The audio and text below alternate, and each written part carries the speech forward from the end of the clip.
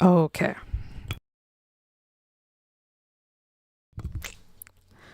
Oh, wait, I don't know if you can still hear the music. Hold on. Hey, sister, how's it going?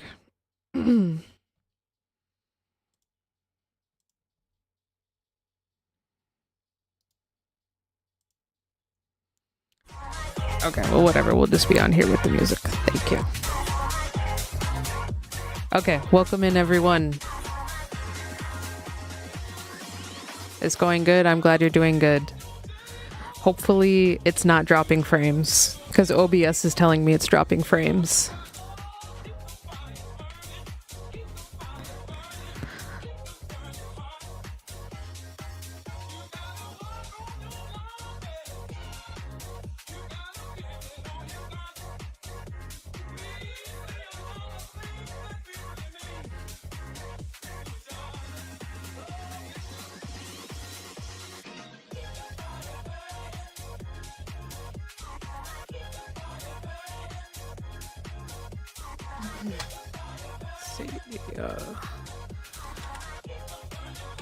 Let me get chat up here too. I did a lot of changings to OBS and stuff, so that way I could have like the little follower goal up here.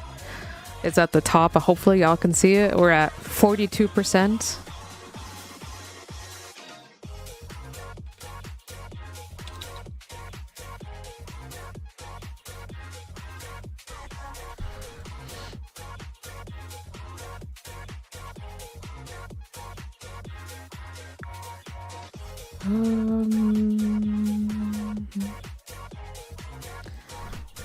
Dropping frames, but not too bad. Okay, cool. Thank you. Thank you, Stardust.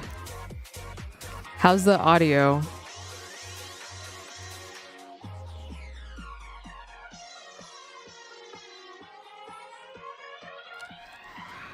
Let's see.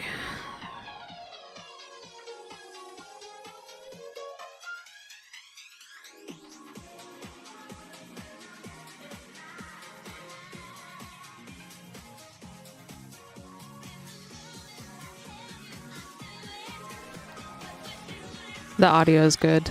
Audio is good. Thank you. Thank you. Okay. All right. We'll stop with the intro music. Welcome in, everyone. Hope everyone's had a fantastic holiday weekend. I know it is now 2026, which is crazy. 2026. So I hope everyone had a safe and happy new year. I sure did. Spent it with friends and family, and it was really great. So, what's everyone's New Year's resolution? I still don't know what mine is, but we're definitely going to be doing political predictions for 2026 today. Let me...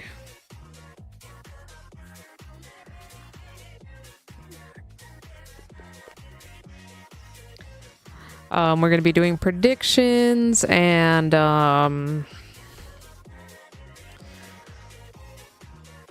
yeah, oh, Marcella said go to the gym more. Hell yeah, that's definitely my one of my New Year's resolutions is to go to the gym more and keep on getting fit. Okay. And then so I also figured out how to change the chat to so only subscribers talk, so that way we should get some subscribers. It only takes them like 1 minute, like after they subscribe they have to wait 1 minute before they can talk in chat, so hope that shouldn't be too long. That's like no different than like what Hassan has, except it's, you know, followers on Twitch. Well, here it's just subscribers. So, and then you know, we'll cross that bridge when we get to paid stuff later on. But yeah, so anyways, let's watch something real quick while I finish tidying up the deck here. And I need to figure out how to get the chat window. I think I'm gonna try to use like Streamlabs chat window.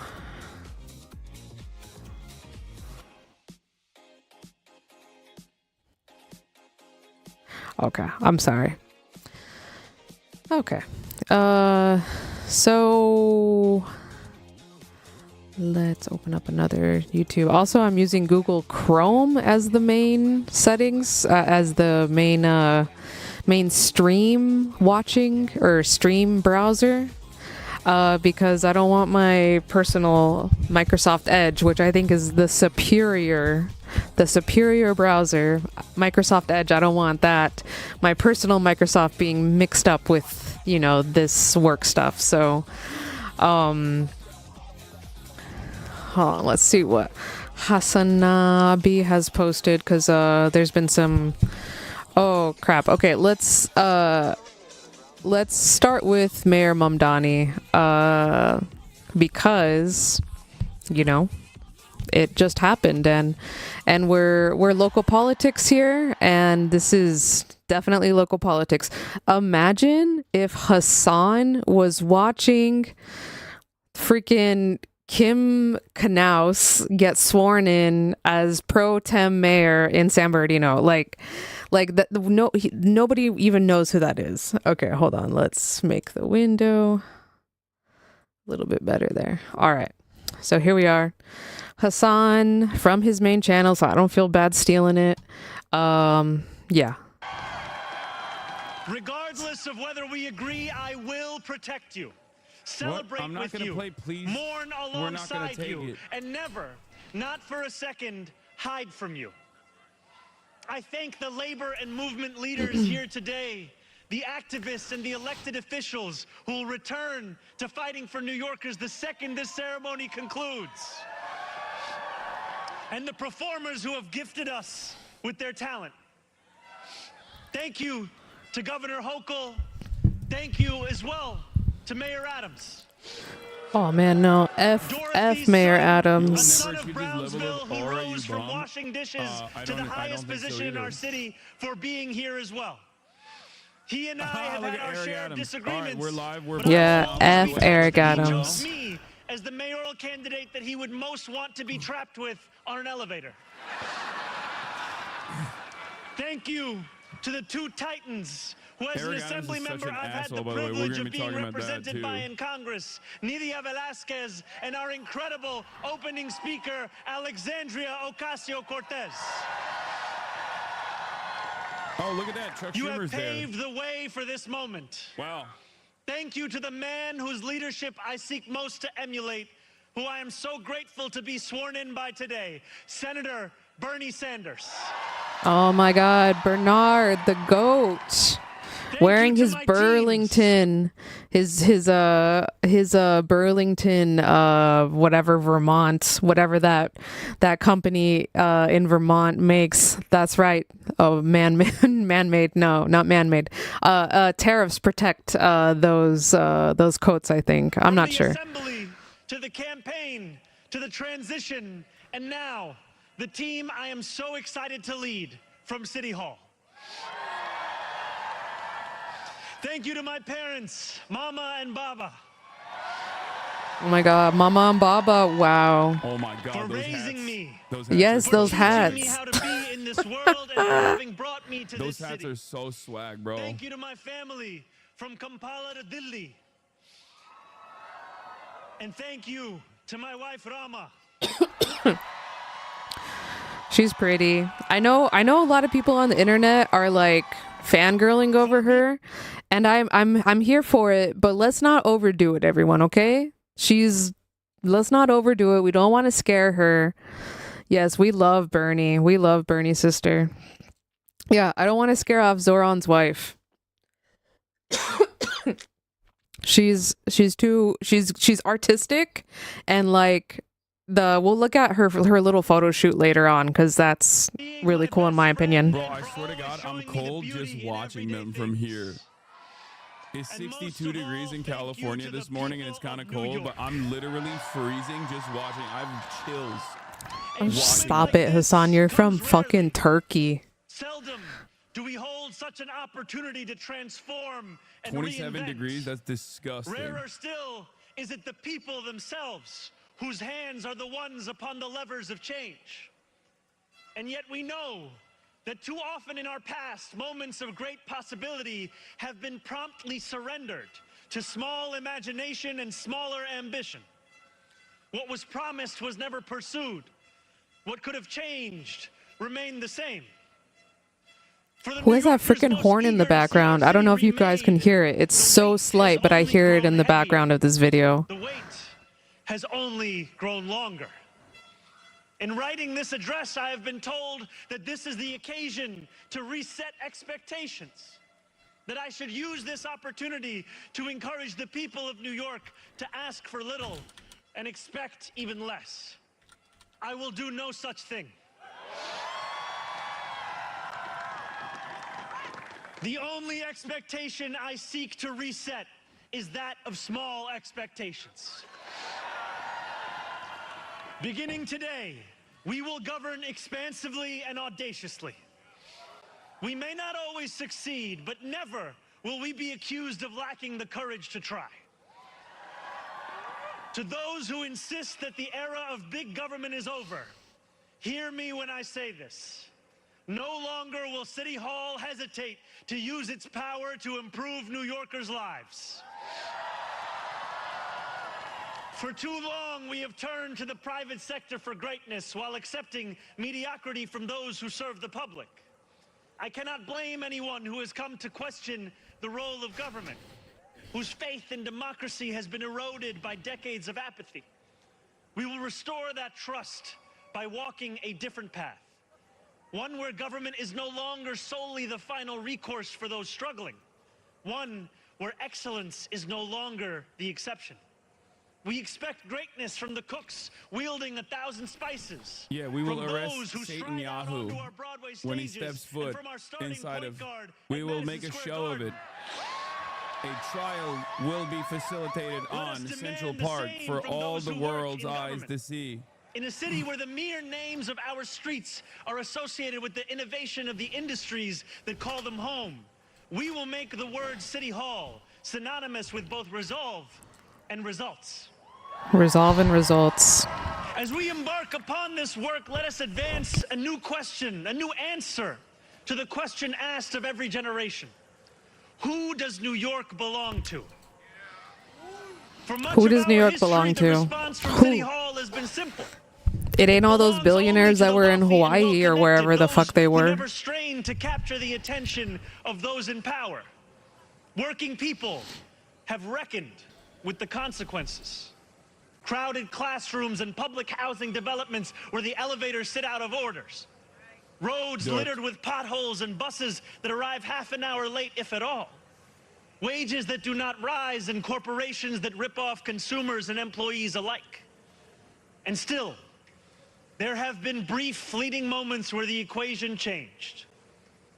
12 years ago, Bill de Blasio stood where I stand now as he promised to put an end to economic and social inequalities that divided our city into two. In 1990, David Dinkins swore the same oath I swore today. As friend of the show, Bill de to celebrate the Blasio, gorgeous mosaic that is New York, who I know very, where who every I, one who of I us is know very deserving well now. of a decent life. And nearly 6 decades before him, Fiorella LaGuardia took office with the goal of building a city that was far Dude, greater honestly, and more I don't know beautiful who the for LaGuardia hungry guy is, and but the I poor. know he has a lot of Some big of these role mayors in achieved New York more City success than politics.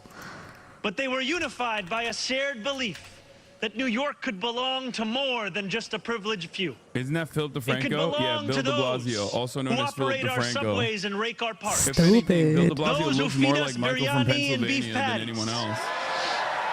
Picanha and pastrami on rye. And they know that this belief pastrami. could be made true if only government dared to work hardest for those who work hardest. Over the years to come, my administration will resurrect that legacy. Quiet City and Hall listen will when a deliver an visionary is agenda talking, of chatters. safety, Okay, cool it with the affordability, glaze. and Okay? abundance, where government looks and lives like the people it represents. He doesn't sound never mayoral. flinches He in the sounds fight like an against corporate actual. greed. He sounds and like refuses a to cower politician before from a bygone challenges era. that others have deemed How too many complicated. politicians do you actually In hear so in the doing, United States of we will provide America our own answer to that age-old can question. convincingly Who talk does in an New York inspirational belong to? tone and have like a my North friends, Star we that they look can to present, Madiba that they and the can South point to. African Freedom Not Charter. many, right? New York belongs to all who live in it. Together, we will tell a new Is there story of something our under his city. eye? Yeah, it's called having an eye bag This will when you're not be a 34 tale of years one old and city you stayed governed up all night only because you by got the sworn 1%, in. nor will it be a tale of two cities, the rich versus the poor. It will be a tale of 8.5 million cities, each of them a New Yorker with DV8, hopes welcome and in. fears, each a universe. Hope you had a each of them good woven together. New Year's and The Christmas. authors of this story I took a little will longer than speak expected break, Pashto but and Mandarin, we're back. Yiddish and Creole. We're covering They will local pray in politics. mosques, at That's right, shul, local at to New church, York at City. gurudwaras and mandirs and temples. And many will not pray at all. They will be Russian Jewish immigrants in Brighton Beach, Italians in Rossville, and Irish families in Woodhaven, many of whom came here with nothing but a dream of a better life, a dream which has withered away. They will be young people in cramped American Marble dream. Hill apartments where the walls shake when the subway passes. They will be black homeowners in St. Albans, whose homes represent a physical testament to triumph over decades of lesser paid labor and redlining. They will be Palestinian New Yorkers in Bay Ridge,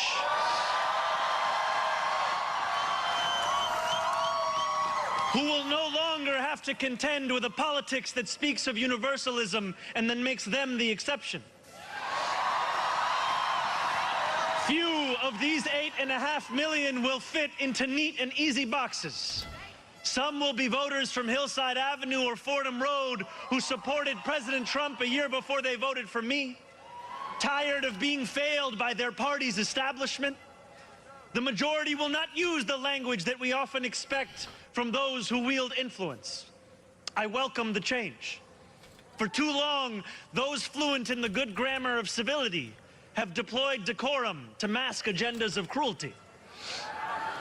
Many of these people have been betrayed Yo, what's by on? Is the this Sharia law? established 'Cause it's order. pretty poggers. Yeah, But in it's our Sharia law. administration, their needs It's will not be met. Sharia law. Their hopes and dreams and interests will be reflected transparently Thank you, in government. DV8. Nah, this is They local will shape our news. future. In the sense we are And all if going to for too move there. long Hell these yeah. communities have I existed wish I could have as lived in New York distinct City. from one For another, a while, we will draw this me and city the closer girlfriend were together. seriously We will thinking like, replace the oh man, frigidity that's of the goal. rugged individualism But with the warmth of we're collectivism. Chicagoans through and through, If so our boo to New York campaign City, demonstrated that the people other of city. New York yearn for solidarity, then let this government foster it. Because no matter what you eat, how you pray, or where you come from, the words that most define us are the two we all share: New Yorkers. And it will be New Yorkers who reform a long broken property tax system. New Yorkers who will create a new Department of Community Safety that will tackle the mental health When do all the crisis cops and let the resign right police now? focus on the Mass job resignation. they signed up to do. If you notice, like, New Yorkers who will take on the if bad you've been landlords who tracking the mistreat their flights, tenants, everyone. and free small business owners from the Yesterday, shackles of last bloated night, everyone bureaucracy. gathered And I'm proud at to be one of those Jewish New community Yorkers. centers, Hillel's, When synagogues, we won the primary and they all got. last They went to June, there were Teterboro many who said Airport these and flew out. aspirations and those That's who held crazy. them There's a mass had exodus come out happening of in New York nowhere. right now. They're all flying to DV8 Florida. said, I mean, it would be hard for me because a lot of my family is in California. Yeah, same. No, that's 100%. I would say like, man, what, 80% of people's reason for living in California? Like, I mean, 80% of the people who live in I don't know, honestly. Probably has to be at least half of the people, at least half of the Californians that live in California still are living here because they, this is their home and, they have family and roots here, But I know like a lot of people are getting priced out and maybe they're saying they want to move, maybe they're saying they don't want to move, but people are moving out of California or have been. I don't know if they're like, I don't know if people are leaving more than coming in, but Socialism, Miami will replace New York City as the finance capital, and Austin will replace No San Francisco as the matter tech how capital. long you have called this city home, that love has shaped your life. I know that it has shaped mine. This is the city where I set land speed records on my Razor scooter at the age of 12. Oh my God. Did life. Mamdani said he The used city to where ride a Razor scooter? Cringe. On the streets of New York. I mean, it's not cringe. It's just like, man, I don't know. Why do you have to name drop the Razor scooter? That's just me. Oh. ate powdered donuts at half times during AYSO soccer games and realized I probably was not going to be going pro. The city where I devoured 2 big slices at Coronet's Pizza, played cricket with my friends at Ferry Point Park, and took the 1 train to the BX10 only to still show up late to Bronx Science. Dude, people love... The city where I have gone on New hunger Yorkers strike love just talking about how outside sick these New gates. York is. They love it. Sat claustrophobic This on a is the stalled N part train this is the just part of the after Atlantic convo where it's Avenue, like, and waited this is in the part of the quiet convo terror where I'm for just my like, father kind to of emerge from 26 like, I Federal get it, Plaza. it's sick, man, it's a cool city, like, The calm city down. where I took a beautiful You love the woman named Razor Rama scooter, sister? Hell yeah. I mean, Calm down, bro. We get to it, it's McCarran dope. Park on our I don't have that Street picture and of stole us different with our homes to Razor become an American scooters citizen on the Pearl 210 Street. freeway like handy, To but live in New York. I want to I like am jealous. permanently New York. post I'm that. jealous. 'Cause, LA, like- you don't have stories like this. You're like, oh, this Because is the city scooters that I were grew up fun. in, Scooters where were I fun when we were drove a kids. lot. Can you hear I the drove on the sound of 10. steel I pane? drove on the Savor 405. the smell Oh, of look, see, Hassan's talking about freeways too. He drove on the 10, drove on the 405. I drove on Sunset Boulevard. And pay This is the city where I $9 for drove, coffee on and the I same drove, block. and I sat in my car, and I molded. Where else could a Muslim kid like me grow up eating bagels and lox every Sunday? Bagels and what? That love will be our guide as we pursue our agenda. Here, where the language of the New Deal was born, we will return the vast resources of this city to the workers who call it home. Not only will we make it possible for every New Yorker to afford a life they love once again, we will overcome the isolation that too many feel and connect the people of this city to one another. The cost of childcare will no longer discourage young adults from starting a family. What about we will housing? deliver Housing. universal Doing child shit. for the many Bro, by let taxing us the dream, wealthiest okay? few. Let him yap. Let him yap about what he's gonna say he's gonna Those in do. rent-stabilized homes will Just no wait. longer dread the latest rent hike. Because Yeah, we and will honestly, that'll freeze the be rent. that'll be one of my predictions Better, 61. for 2026. Lying in your Or reason not as, predictions, but like oh, maybe like things to watch out for. How good or how much will Zoran be actually be able to implement like actual socialism or policies that seem socialist, right? How will he do that? How will he be able to do it? Will it be an Obama situation? Deviate said, I saw a video on Zoran and how some could fall into the trap where any criticism towards Zoran could be seen as a racist attack when there's actually criticisms to be similar to Obama. Yeah, 100%. And we'll see how Zoran handles that and his team and just people, his supporters in general, right? Like, I'll be very curious to see if people take any criticism against Zoran and flip it okay.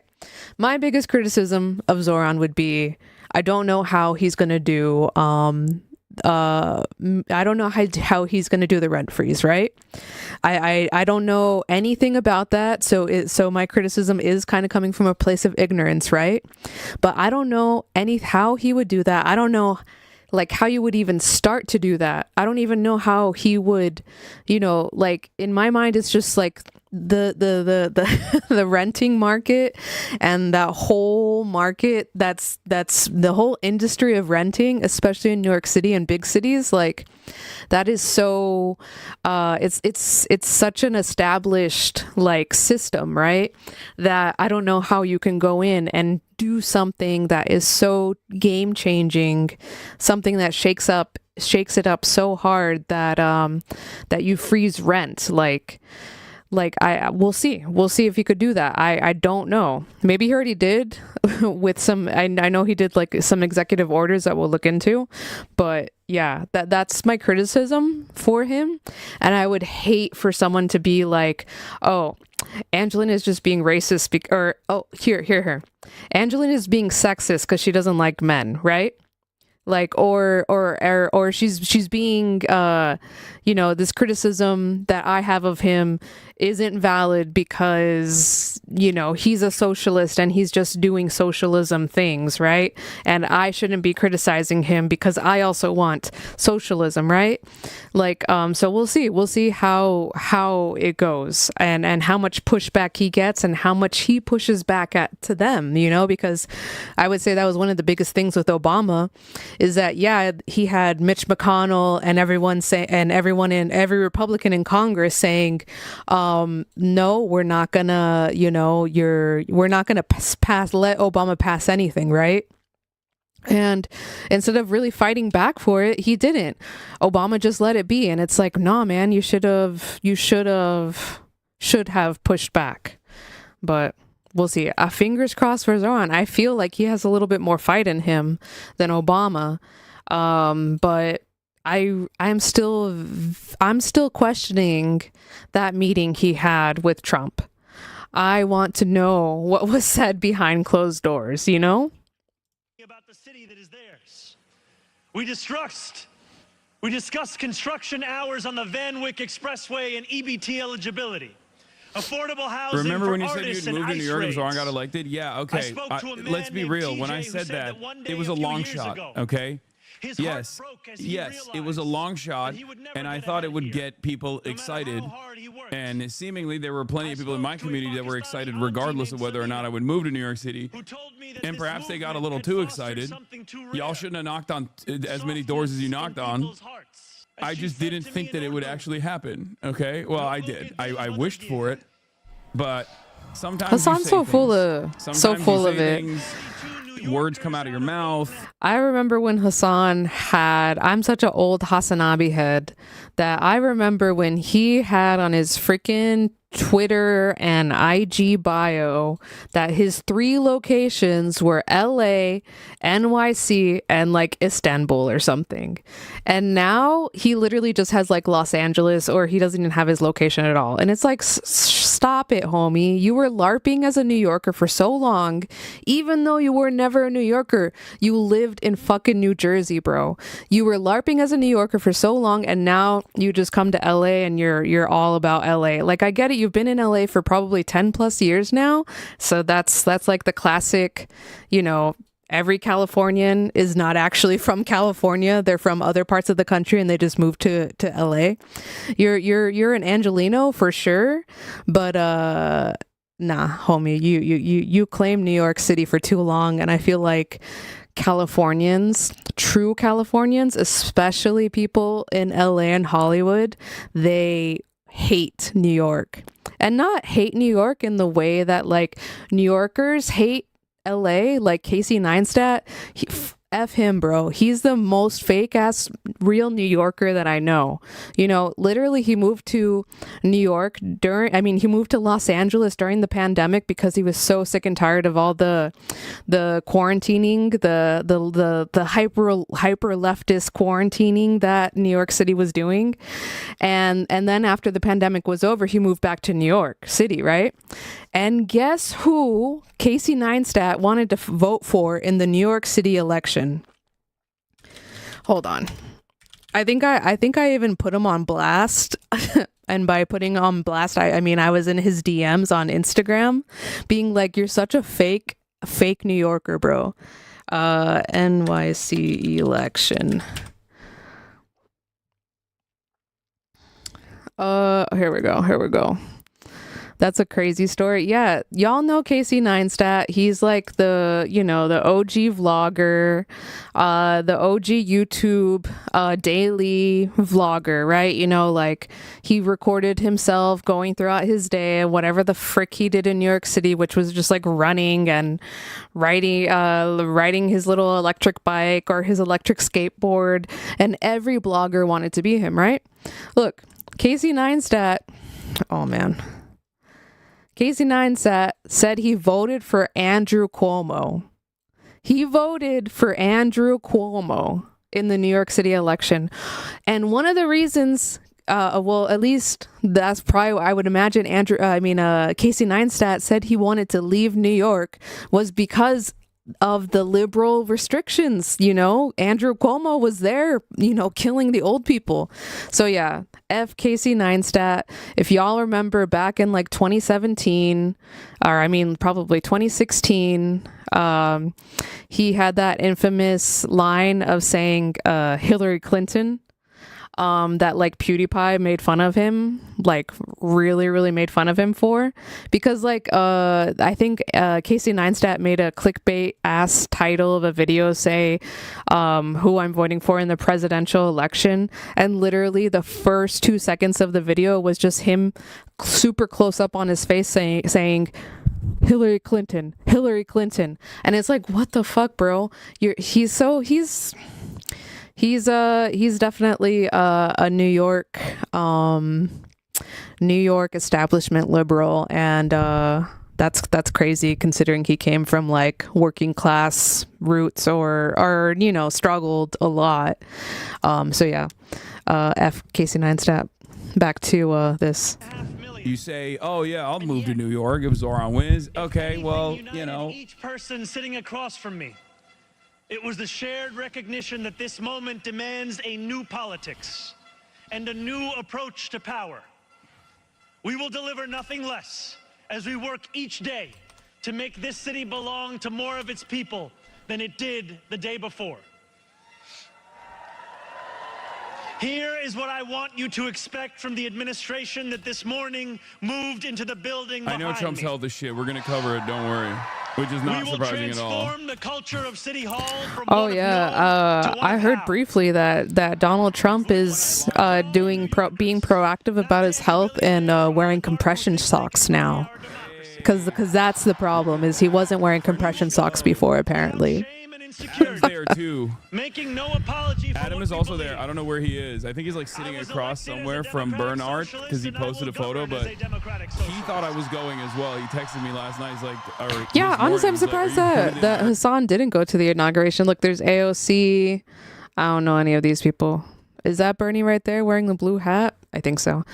Oh yeah, no problem. No problem, Marcella. Like, I love YouTube drama, and we're going to cover more. We need to cover more YouTube drama here on the stream, since we're on YouTube now. So yeah, it's you know, I feel like YouTube shaped a lot of people. YouTube had a big role in you know, developing a lot of Gen Z and probably now Gen Alpha and probably definitely even millennials' political views. So it's important. Look at Bernie. I know, brother. He's so cute. He's repping his Vermont jacket. He's at the inauguration honking the horn because he's defending. He's combating anti-Semitism. Which gives so much to so few and denies so many people the basic necessities of life. We will strive each day to ensure that no New Yorker is priced out of any one of those basic necessities.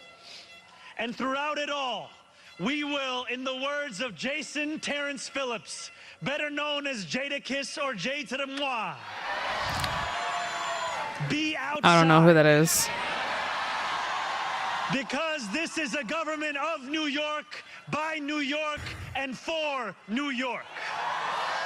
It's just crazy because it's like New Yorkers have this like New Yorker supremacy ass attitude, but low key they kind of can have that because it's like one of the only functional cities. And even then, it's in a state of disrepair quite in many respects. But you know, in comparison to the rest of the goddamn country. I ask you to stand with us now and every day that follows. City Hall will not be able to deliver on our own. And while we will encourage New Yorkers to demand more from those with the great privilege of serving them, we will encourage you to Serious demand question, more why is the crowd so yourselves small? as well. Insiders? I don't know. I think there's a separate place. The movement we began over a year ago did not end with our election. It will not end this afternoon. It lives on with every battle we will fight together. Every blizzard and flood we withstand together. Every moment of fiscal challenge we overcome with ambition, not austerity, together. Every way we pursue change in working people's interests rather than at their expense, together. No longer will we treat victory as an invitation to turn off the news. From today onwards, we will understand victory very simply. Something with the power to transform lives, and something that demands effort from each of us every single day. What we achieve together will reach across the 5 boroughs, and it will resonate far beyond. There are many who will be watching. They want to know if the left can govern.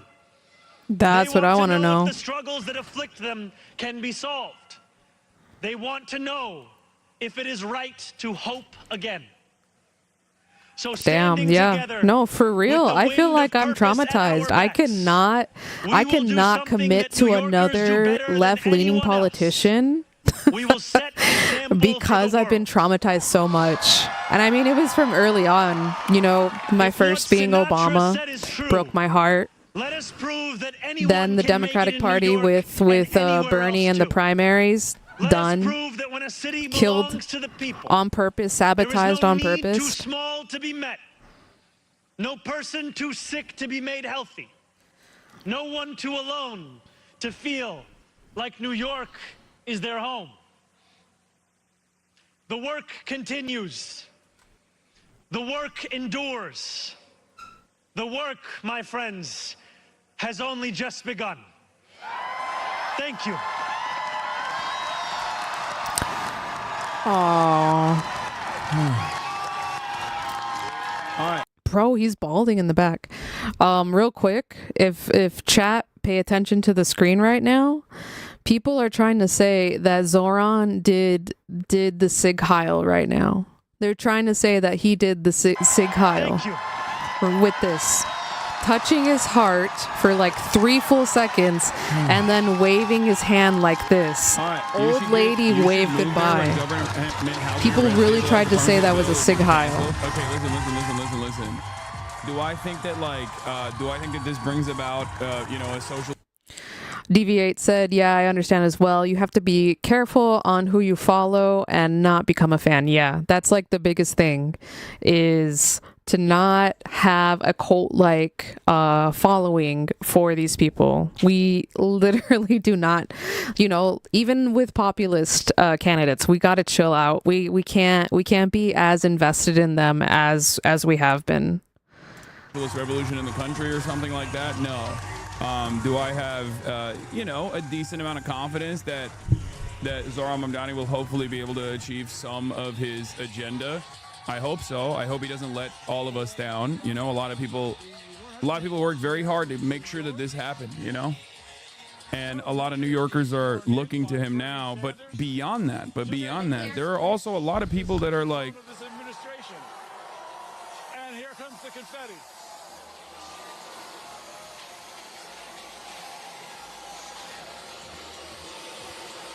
Damn, that's a lot of confetti. That's a lot of confetti. Didn't see that one coming. Well, hold on. Deviate said, I'm ready to... Hold on, Hassan. Chill. I'm ready to rip Zoran anytime, LOL, if he messes up, if and when. Exactly. That's my feelings, if he's there, I'm ready to call him out, just like Bill Clinton and the Epstein files. Release them. I don't care if Clinton goes down. I want Clinton to go down. If he did something bad, I want him to go down. If Zoran does something bad, then he's done. Vote him out. Incremental expansions of already existing social safety nets, things like that. Hopefully it'll be successful. And there will be a lot of pushback, no matter how modest or how incremental. And there will also be a lot of criticism that comes from the left flank too, as is always the case, right? There will be a lot of people on the left saying flank that are he's gonna not say left enough. He's not doing what he's supposed to be doing, all this stuff, or he promised so much more. He's not doing it. Look, ultimately, he has, he has a solid team around him. There's some people, obviously, that I'm not too fond of, and not like from his team, but I mean from his, new mayoral team. But outside of that, hopefully, he'll be able to change certain things, to improve people's lives a little bit to the best of his ability from the position that he has, in spite of all of the pushback that will inevitably come. And not only that, but also he'll be an inspirational figure in the same way that Bernie was an inspirational figure for him. And I know that 100%. A lot of people on the left flank get mad about him constantly praising Bernie Sanders and propping up Bernie Sanders and assume that he's going to betray a lot of the other things that he said he was going to do, or betraying like his anti-Zionist activism and things of that nature.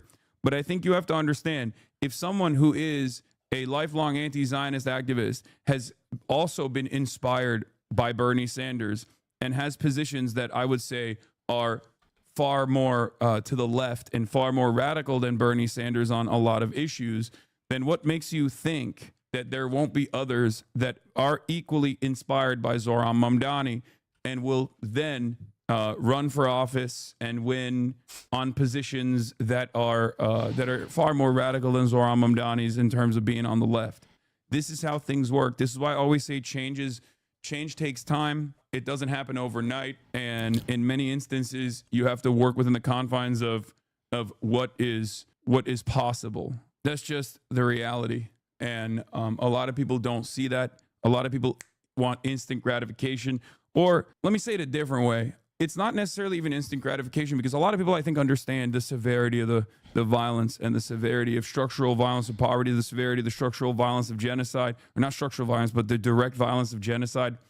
And because time is running out when it comes to the imminent ecological collapse due to climate change, people want change immediately. People demand change immediately, and it's understandable. But no matter what our needs are, no matter what the situation demands, the reality of the matter is things are going to always move, especially in a country like the United States of America that is so unimaginably right-wing, so unimaginably reactionary, that things are going to move very slow. The very fact that we have people like Zoran Mamdani who are seen as positive figures in American politics, I mean, this is unheard of. This is unheard of and unimaginable even in like 2016. 34-year-old Muslim socialist guy who's brown. Wow. Who's New age of anti-Zionist leadership. Khmer, literally never let anyone take it away from me. I know you're humble, but this was a dub you genuinely helped achieve, not just with the platform, but with all the people you're motivated enough to help this campaign. No, I mean, it's nothing I do is as consequential as what the people will end up doing. You know what I mean? It's just, I'm just lucky enough that I was able to play some kind of a role in this. Ultimately, this is a great moment, and hopefully it will be a really good moment for the future of the left in this country, no matter what people say, no matter how skeptical people are. The reason why I say that is because we don't get a lot of W's, man. You just got to take them. You got to take them where you can. Okay. You got to take it where you can. You got to take it in stride. But it is yet another testament that you have to just like keep pushing, no matter what people say. Ultimately though, like I said, you never know where American society will inevitably lead towards. Deviate said, gotta agree, we are so right-wing and our system is so broken that he can't even pass certain things right away, at least. Yeah. It's good to have a solid movement. It's good to have at least less ideological antagonism towards socialism. You know what I mean? And I think it's little by little. That's another thing we should talk about too, is how more comfortable young people are with the term socialism. What is this? This is a Gallup poll. Hold on, I'll look that up in a second. Add it to what we're gonna talk about.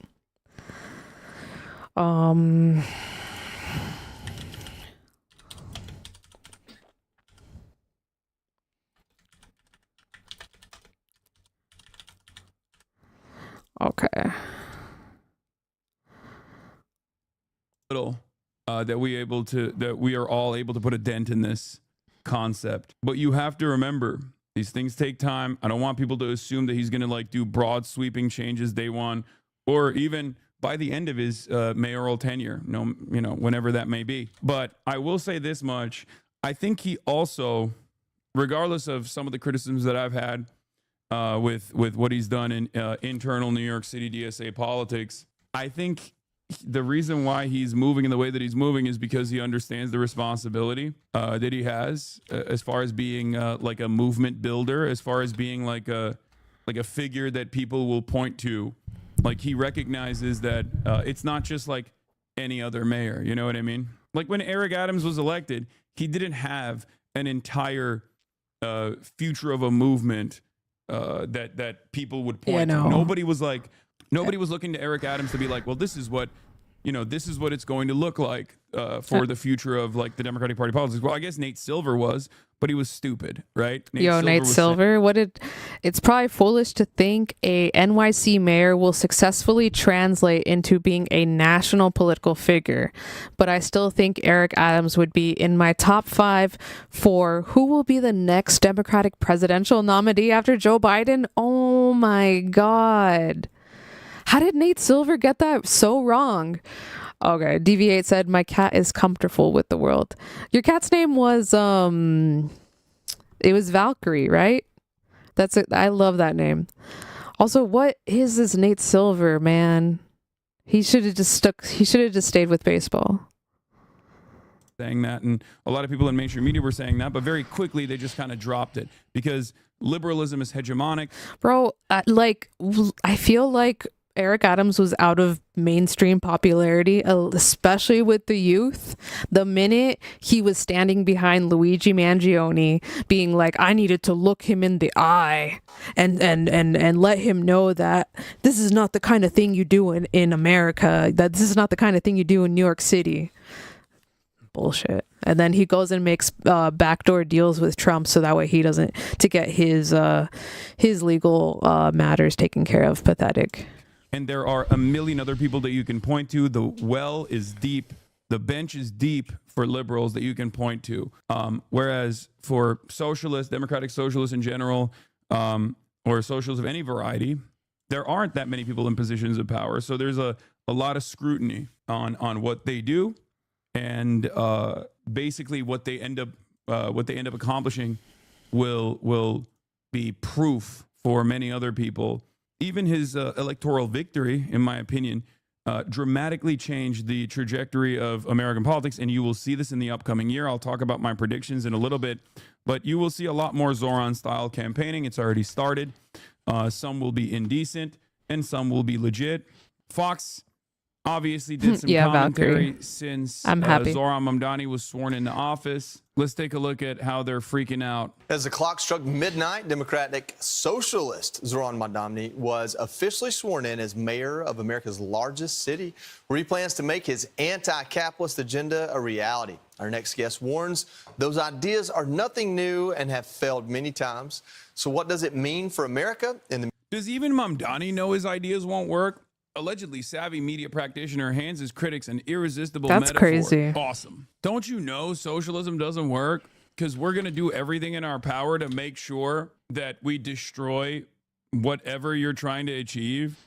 Because God forbid we let anybody get the wrong idea that even a little bit of social democracy and the government doing things that are good for the working class could potentially create an environment of hope for a better future. And we can't have that happen, because then all of these people are going to assume that they can demand more from their elected representatives, and more usually will mean things that harm the bottom line of capital owners and corporations. Obviously, we can't do any of that.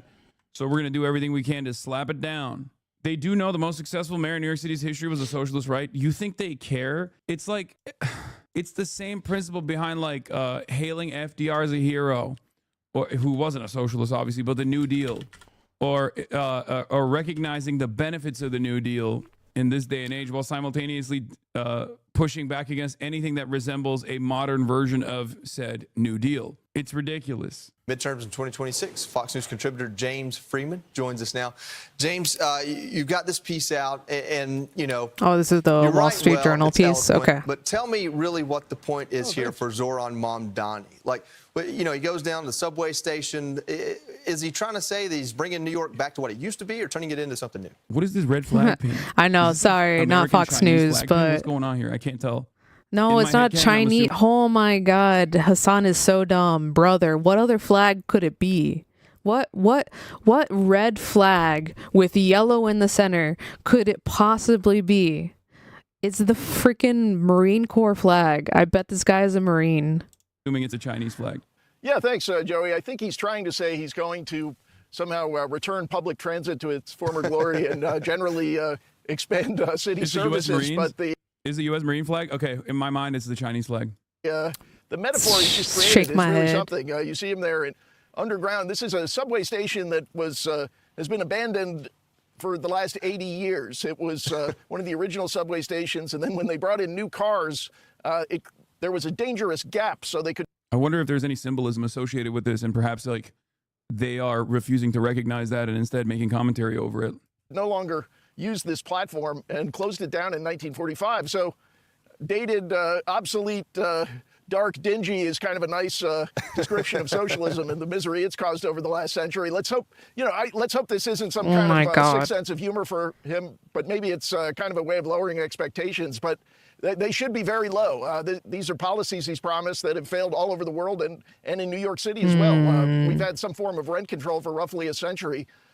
We know this doesn't work. No, brother, he didn't say rent control. He said freezing the rent. The institutional restraints on him slow him down a bit, that he maybe has a change of heart. And oh, wait. Okay, Fox News. Here's Zoran Mamdani's socialist promises. Freeze the rent. Okay, that's at least putting the right words to it.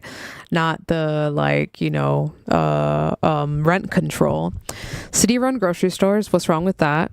Social workers to replace police. I don't think all police, homie. I don't think all police. Free buses. What's wrong with that? $30 minimum wage. Cities have done $15 and $20. I'm not surprised it's go up to 30. And then what is this 65 million on transgender care? Why did they just had to throw that in there? They're like, yeah, we need to remind everyone that he supports trans people. Gosh, these people on Fox News have a higher education. No, I don't think they do. If they do, it's the George W. Bush School of Higher Education, where, your wealthy family forces you to go to college, to a Ivy League school. I'm sure Tucker Carlson got sent to a school that he did not really want to go to, but, yes. I'd hope your viewers around the country maybe resist laughing at all of our self-inflicted misery. There's really two angles when it comes to Zoran Mamdani that we can look at. One of them is his economic. The saddest state of affairs is that nothing that Zoran Mamdani is presenting or presented as a part of his agenda is socialist. Not even a little bit. But these guys say everything is socialist. They say Nancy Pelosi is socialist. They say social democracy is socialist. None of it matters. Just do right by your voters. The expansions that he is advocating for, that he ran on, that he won on, are incredibly modest, incredibly incremental reforms in the positive direction. And yet, these guys lose their minds over it. And part of that, a big part of that is obviously like anti-socialist propaganda, no matter what, right? But the reason why that propaganda sticks is because people have been conditioned against this sort of thing pretty aggressively. And that's why I always say you have to organize around this. You have to recognize this when you're organizing. You have to recognize this when you're doing advocacy. The unfortunate reality is that all of these things aren't extreme. What is wrong with helping people out? Yeah, exactly. When it comes to this sort of stuff. Economic policies. We just showed you a full screen of those. We talk about freezing the rent, city-run grocery stores, social workers to replace police, free buses. Some of these I don't think will ever even get off the ground. Some of them are radical ideas, and some of them will probably be entertained and implemented in some ways. Those are his economic policies. On the other side is. Do you think this will water down expectations and popular understanding of what socialism is? No. I think if it's all these incremental gains are successful, it's ultimately a good thing, because people will go, oh, that's great, I want that. I guess I should vote for more people who are self-identifying socialists. It's good. It's a good thing. It's the same with Bernie. A lot of people in the United States of America take Bernie Sanders' position for granted, right? Bernie Sanders, for the most part, has advocated for, again, a similar thing that Zoran is advocating for here, an expansion of existing social safety nets. Even Medicare for all, it's in the name. Medicare is socialized healthcare. Unfortunately, right now, it's only for 65 plus. Medicare for All would expand that program and allow every American to sign on it, have a single payer system. That exists in social democracies. It's technically not advocacy for seizing the means of production or anything like that, right? That exists in other social democracies. It's understandable because Ronald Reagan made simple human decency look extreme. Yes. Yes. Literally paying for college. He was like, shouldn't happen. Understands that health got to do it yourself. Demand good, and therefore you have to actually either heavily regulate the supply or you have to completely control it, because otherwise, if you don't do that, companies, private enterprise that is only interested in increasing profits will consistently increase the price point of said good or service, because they know if you don't have healthcare, you die. Yeah, with inelastic demand, the concept of supply and demand does not work. It's that simple. And yet here in the United States of America, all these brilliant economists refuse to reckon with that. I wonder why. Perhaps it's because they're insincere. It's the first thing you learn in your economics class. Literally one of the first things you learn. Isn't that crazy? And yet all of these people, even liberals, so-called brilliant economists, refuse to bring it up in this conversation. Very strange. It's the people he's putting in his cabinet. I mean, he just appointed, I think, his chief counsel, someone who felt compelled and called to come defend the al-Qaeda attackers that were involved in 9/11. So, you know, when you take those two angles, what do you have here? Yeah, there are some restraints. What's your take on people further the left and Demsocks calling him a social fascist? I'm constantly telling my friends that we aren't even at this point where we have organized socialist movements to over, and their retorts are usually, well, siphons political potential socialists to reformist positions. Yeah, okay. So what's their argument? I mean, I hear it all the time. I hear it in this community all the time as well. What's your argument? Are you actually... Where is the potential socialist that you are moving away from reformist positions? Wait, they're talking about me? No, they're not talking about me. They're just talking about 9/11. Like, see, that's what I mean. You act as though you are already just fomenting talking about 9/11 socialist values amongst a labor class that is completely but right. Revisiting election night. This is a 5-minute video on election night, and you know, you already watched my election night stream, so you know the fears that I had.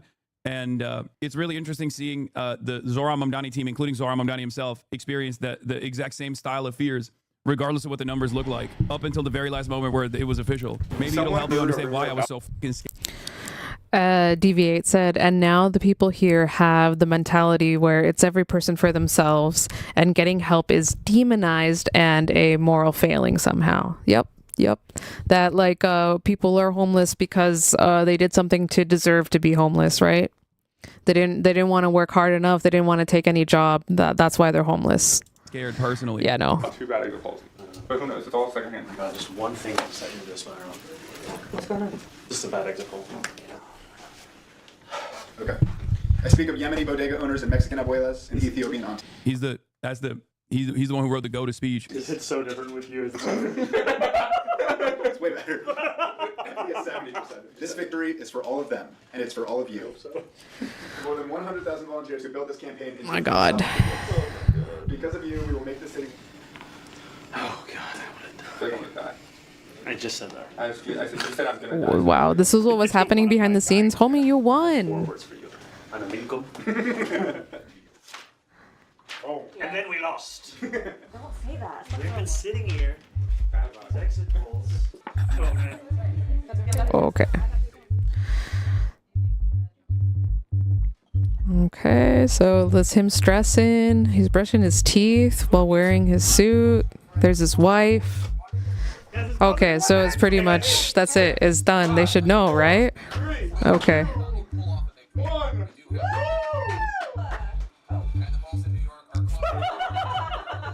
Too early to call, of course. Okay, come on.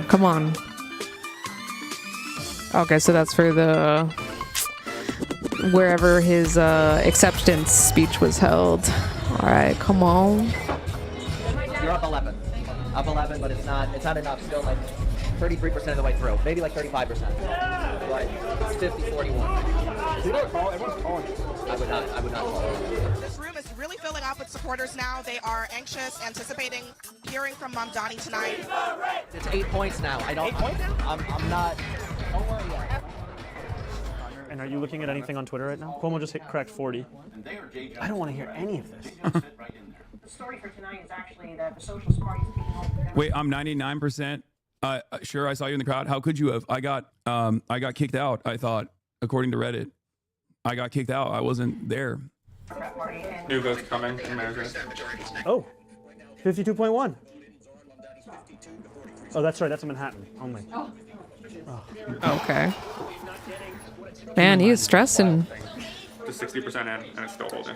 Brooklyn's still the lowest. Staten Island's now at 83%, and you held totally even there. Like, The 8% is not. it's not super exciting. Why doesn't this feel better? Okay. nothing's been going. Yeah. You got anything more for us? Well, because I guess it was really close, MSNBC right? just called a race for us.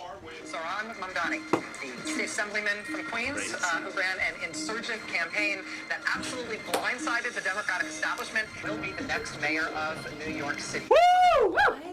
I mean, I don't know how it was blindside when he literally won the primary. Wow. Oh my god. Take that, exit polls. Oh, this is insane. Go. How come he wasn't watching your stream? Yeah, I agree. That's kind of fucked up. These guys are fake, bro. They're fake. Not even watching the Twitch stream a little bit. I'm in the same building. I'm downstairs. It's messed up. Free buses. Okay. Did you really think at any point you were gonna lose? Yes! Yeah. Okay. Yeah. See, did you think they asked her like? They asked him, did you think you were gonna lose at any point? He says yes, 100%. Stuff like this doesn't happen. Okay. Senator. Whoa. Bernie called him immediately. That's crazy. Okay. All right. Let's move on. Thank you, Hassan, for the coverage on Zoran Mamdani. Let's get into what we were talking about last week with Paul Krugman and affordability. It's I wanted to read some of this because it's like a freaking 3-part series, or shoot, it might even be a 4-part, I don't remember. But it's like pretty good tie-in because we're talking about Zoran Mamdani. And let's see. So this is from November 30th. Affordability Part 1 by Paul Krugman. He's an economist. All right, let's just get into it. If you view politics in terms of a left-right spectrum, which talking heads generally do, but voters generally don't, Zoran Mamdani, New York City mayor-elect, and Mickey Sherrill, I think that's how you say her name, New Jersey's governor-elect, look quite different. Although Mamdani is not, whatever Republicans say, a communist, he's clearly well to Sherrill's left. Yet, as many observers had noted, in any sense, they ran similar campaigns focusing on the issue of affordability. But what does that mean? Economists tend to equate affordability with real income. So that means, Mickey Mouse, thank you. People's income divided by a measure of the cost of living. Real income is definitely an important and useful concept, and it's important to get our facts straight about the changes in Americans' real income over time. But basing the question of affordability solely on real income is clearly inadequate, both politically and intellectually. I mean, it might have something to do with, the type of post-pandemic recovery we're going through, I guess. Although I feel like maybe we're like teetering, but we haven't really hit recession levels yet, I guess. But there's a split economy. We talked about this a couple of times on the stream. Wealthier people are still doing good for themselves. They're still able to go out and make purchases and they really haven't been affected. Poorer Americans, or people who are not college educated, people in those types of jobs, they are struggling.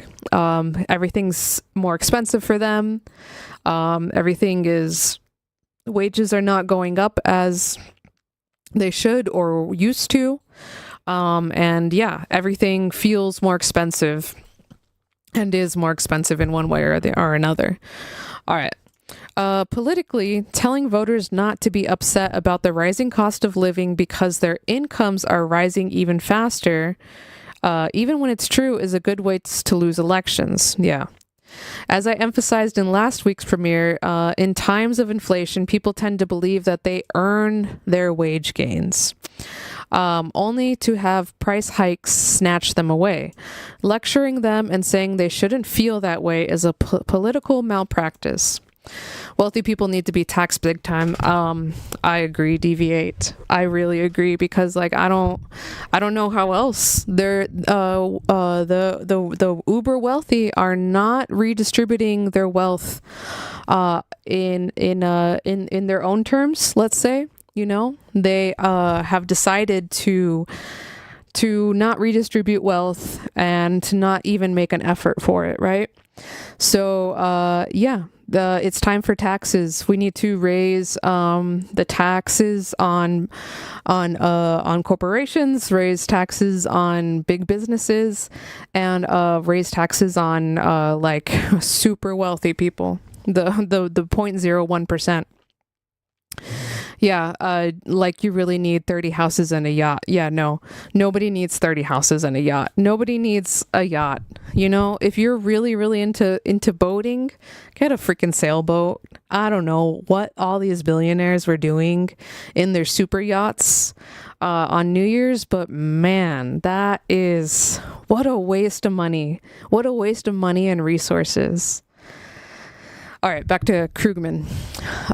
Economists tend to equate affordability, I already read that, politically telling voters not to be upset about the rising cost of living because their incomes are rising even faster. I read that part too. My bad. But political messaging aside, there are good reasons to believe that real income by itself gives an incomplete picture of what people mean when they talk about affordability. In some important ways, the current U.S. economy is worse for workers than it looks according to most commonly cited economic data. Let's highlight that again. Currently, the U.S. economy is worse for workers than it looks according to the data. Moreover, I would agree that the three important concepts that are especially poorly captured by standard economic numbers underlie people's perceptions of affordability. Economic inclusion, security, and fairness. That last one right there, fairness, that is a big one. That is a big one.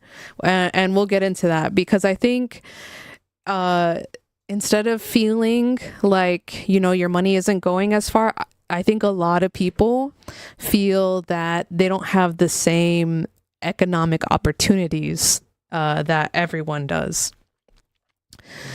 Okay, let's continue with Krugman. By economic inclusion, I mean the ability to purchase the goods and services that allow someone to feel like a member in a full standing of American society. By security, I mean feeling based not just on current real income, but also an assurance that severe hardship isn't just a stretch of bad luck. That severe hardship isn't just a stretch of bad luck away. Lastly, I would also argue that perceptions of affordability are often intertwined with perceptions of fairness. People are especially upset about high prices when they feel like they are being taken advantage of. 100%. Affordability, in short, is a big topic, and I'm planning to discuss it in 3 successive premieres. Beyond today's paywall, blah, blah, blah. Okay, we're going past the paywall. Oh, wait, never mind. Oh, claim my free post. No. Hold on. I gifted myself a subscription to Paul Krugman's freaking Substack because I wanted to read his articles. We will not get paywalled with this. Hold on.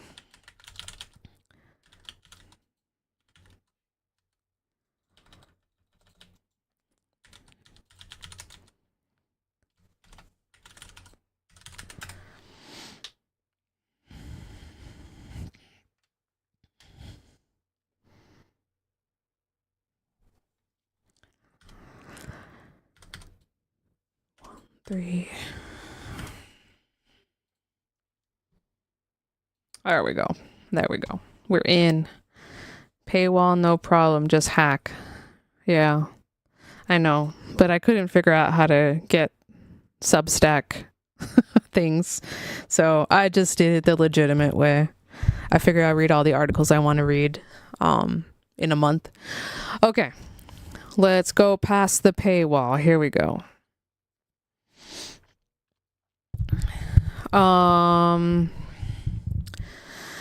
Affordability is a real issue. It's important, however, not to get distracted by a fake issue, the claim that the typical American family has been impoverished by inflation that has outrun the growth in household incomes. Ever since the inflation surge of 2021 to 23, stories about the struggles of American families trying to cope with the high cost of living have been the staple of media coverage of the economy. These stories are almost always based on real people. The U.S. economy is huge, marked by vast inequality in income and circumstances. That's 100% right. I would say that inequality in circumstances. To get a better paying job, you have to go to college. How do you go to college? You have to literally pay for classes. It's a rigged system. Even in the best of times, there are millions of families having a hard time making ends meet. However, these portrayals give a misleading picture of the economy as a whole. In roughly 2.5 years of high inflation in the U.S. experienced as the economy recovered from COVID, prices rose rapidly, but so did wages. That's right. If you remember, there was literally high inflation during the pandemic and after, and then there was Solidarity Summer. There was so much unionizing. There was so much because there was so much workers having movement, right? I think like the whole essential worker thing really, really put that into emphasis, like how important jobs are to people and how important jobs are to society, right? If nobody goes to work, then we're not going to have like the normal little treats. Like if I didn't go to Starbucks, or if people didn't clock into Starbucks this morning at my local Starbucks, I wouldn't have been able to get this drink. Would it have been the end of the world? No. But it's giving people jobs and it's giving people stuff to do. And that's like a problem. If people don't work, if people don't have something to work for, they're just going to live their day for tomorrow. I mean, they're just going to live their life for today and not think about tomorrow, you know? Okay. However, these portrayals give a misleading picture of the economy as a whole. In the roughly 2.5 years of high inflation the U.S. experienced as the economy recovered from COVID, prices rose rapidly, but so did wages. In fact, once the dust settled, the majority of American workers had higher purchasing power than they had on the eve of the pandemic. That's 100% right. Here's a revealing indicator. The weekly earnings of the typical full-time worker adjusted for inflation since 2018. All right, let's see. Let's look at the graph. Chat, attention to the screen, please. I will do my best to narrate it if you are just listening, but there is a visual on screen. All right, so 2018, medium real usual weekly earnings from the fourth quarter of 2019. The fourth quarter of 2019 is what we're comparing it to, right? Pandemic Eve. I know it sounds kind of dumb to say Pandemic Eve, but it was. Like December, January, February, those were the Pandemic Eve months of 2020 or 2019 and 2020. Okay. So, January 1st, 2018, that's our baseline, right? And then, so you see slowly as the year we're looking at each. Okay, we're looking at quarters. Okay, so January 1st, 2018, and then May. Ooh. Okay, and then May 2018, you see it's going up. We're having more purchasing power, or I mean, we're being able to buy a whole crap more than we used to. 2019, what's 9? That's like September, right? Thank you. And then here we go, 1/1/20. So literally January 2020. I don't know. We can't just like, I know it shoots up, but like really by May, well, I guess because it's counting the whole quarter, right? So by May 2020, like people's weekly earnings were at 108%. Like they grew. So if like I'm saying, the baseline is this like 98 to 100% in 2018 and 19. And then in 2020, everyone just had a lot more money to buy things with. And I know that was because of the extended unemployment insurance, right? Like we had unemployment insurance for like 6 full months and you didn't have to look for a job. It was just guaranteed unemployment insurance. You stay home, we give you a crap ton of money and you don't go out so you don't get anyone else sick, blah, blah, blah. That's what raised, because everyone was getting money some way or another. You know, even people that weren't able to get unemployment insurance, they were, working. They even eventually, people working got like bonus pay, for like, what did they call it? It was like, it wasn't pandemic pay, but it was like, like just hazard pay or something like that, like because you're coming to work in these extreme conditions, especially for people like working, like dirty jobs or like service jobs with that, were the essential jobs that we still had to have these jobs going. United Bank of Money. Yeah, the United States is the money hub of the world. But yeah, so, the government did good in curbing any sort of loss of like sales, because people would not have, if people were out of work and they did not have money, they would not be able to buy anything. The economy really would have shut down for real, how everyone was worried about in 2020.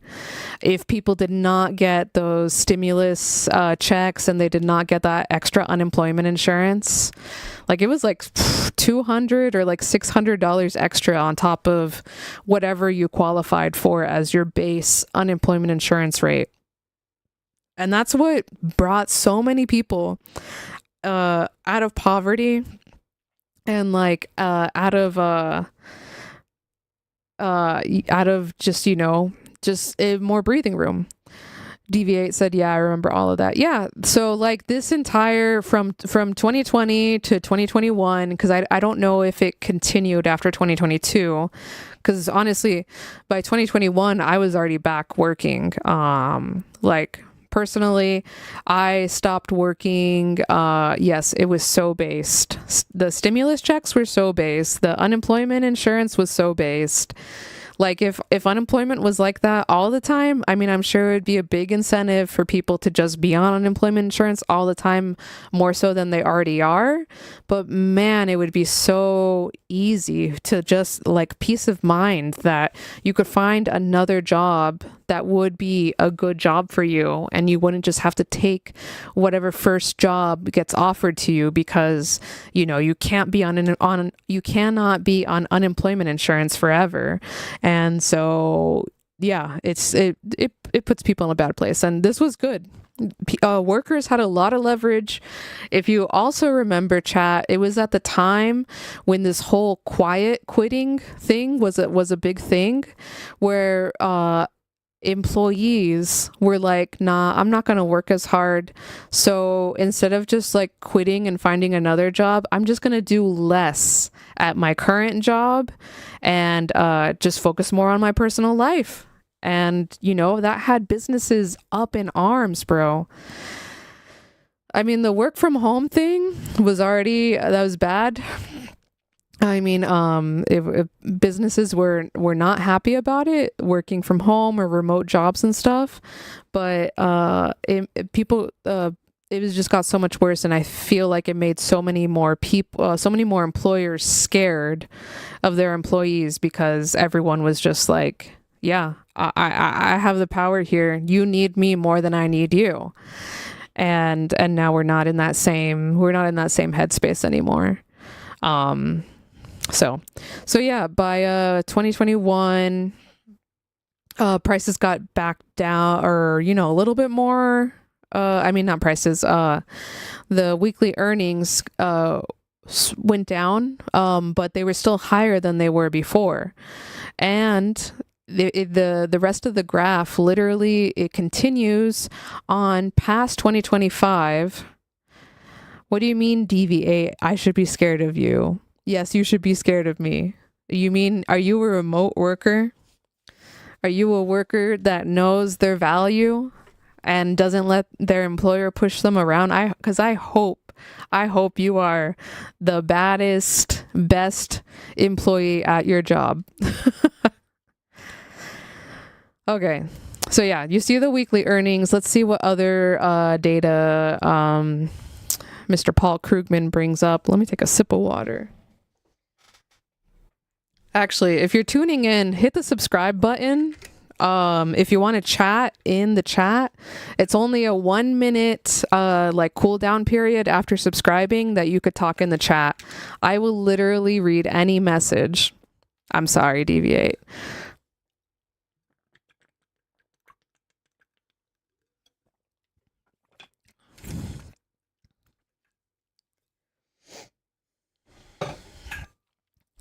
All right, I'm going to try to do a little more promos for myself. So if y'all want to give me reminders, or mods, if you just want to randomly type, please subscribe in the chat every so often, that would be great. But yeah. So if you're watching, hit that subscribe button, turn on the notifications so that way you know when I'm live. I will be better at going live and setting out notifications. All right, back to the story. You know what, deviate? I don't like that message. We're just gonna ignore that for a second. Please subscribe. Thank you, Marcella. I love that. And your little username is orangish. Whoa. Okay.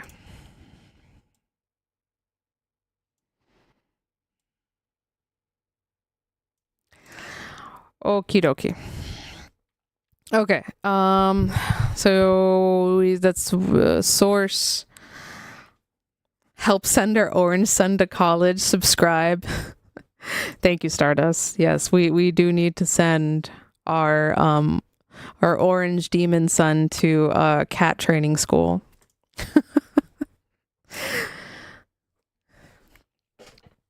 Okay. Following a design idea originally suggested by Aaron Dubé, I grayed out all the pandemic years during which wage data were distorted by composition effects. During that period, median real wages appeared to jump temporarily, then fall.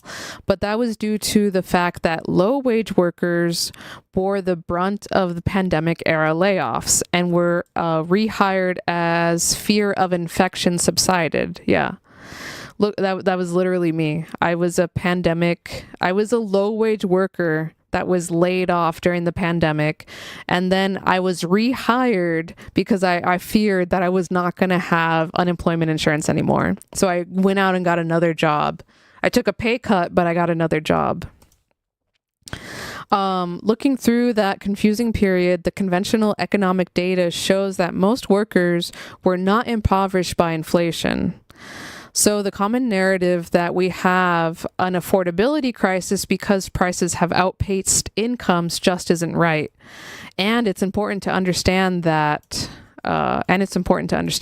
So, yet lecturing people and telling them that they shouldn't be angry about inflation because their incomes are up is clearly self-destructive strategy. The only strategy that is worse is the one being pushed by Donald Trump, gaslighting the public and claiming that prices are actually down. That's right. In his little end of the year conversation, he said gas in some places is down to $1.99 a gallon. That was a lie. And I can't believe more people are not making a big deal out of it. More people should be making a big deal out of it. That's why I'm moving to Syria. What's going on in Syria? Are gas prices cheap there?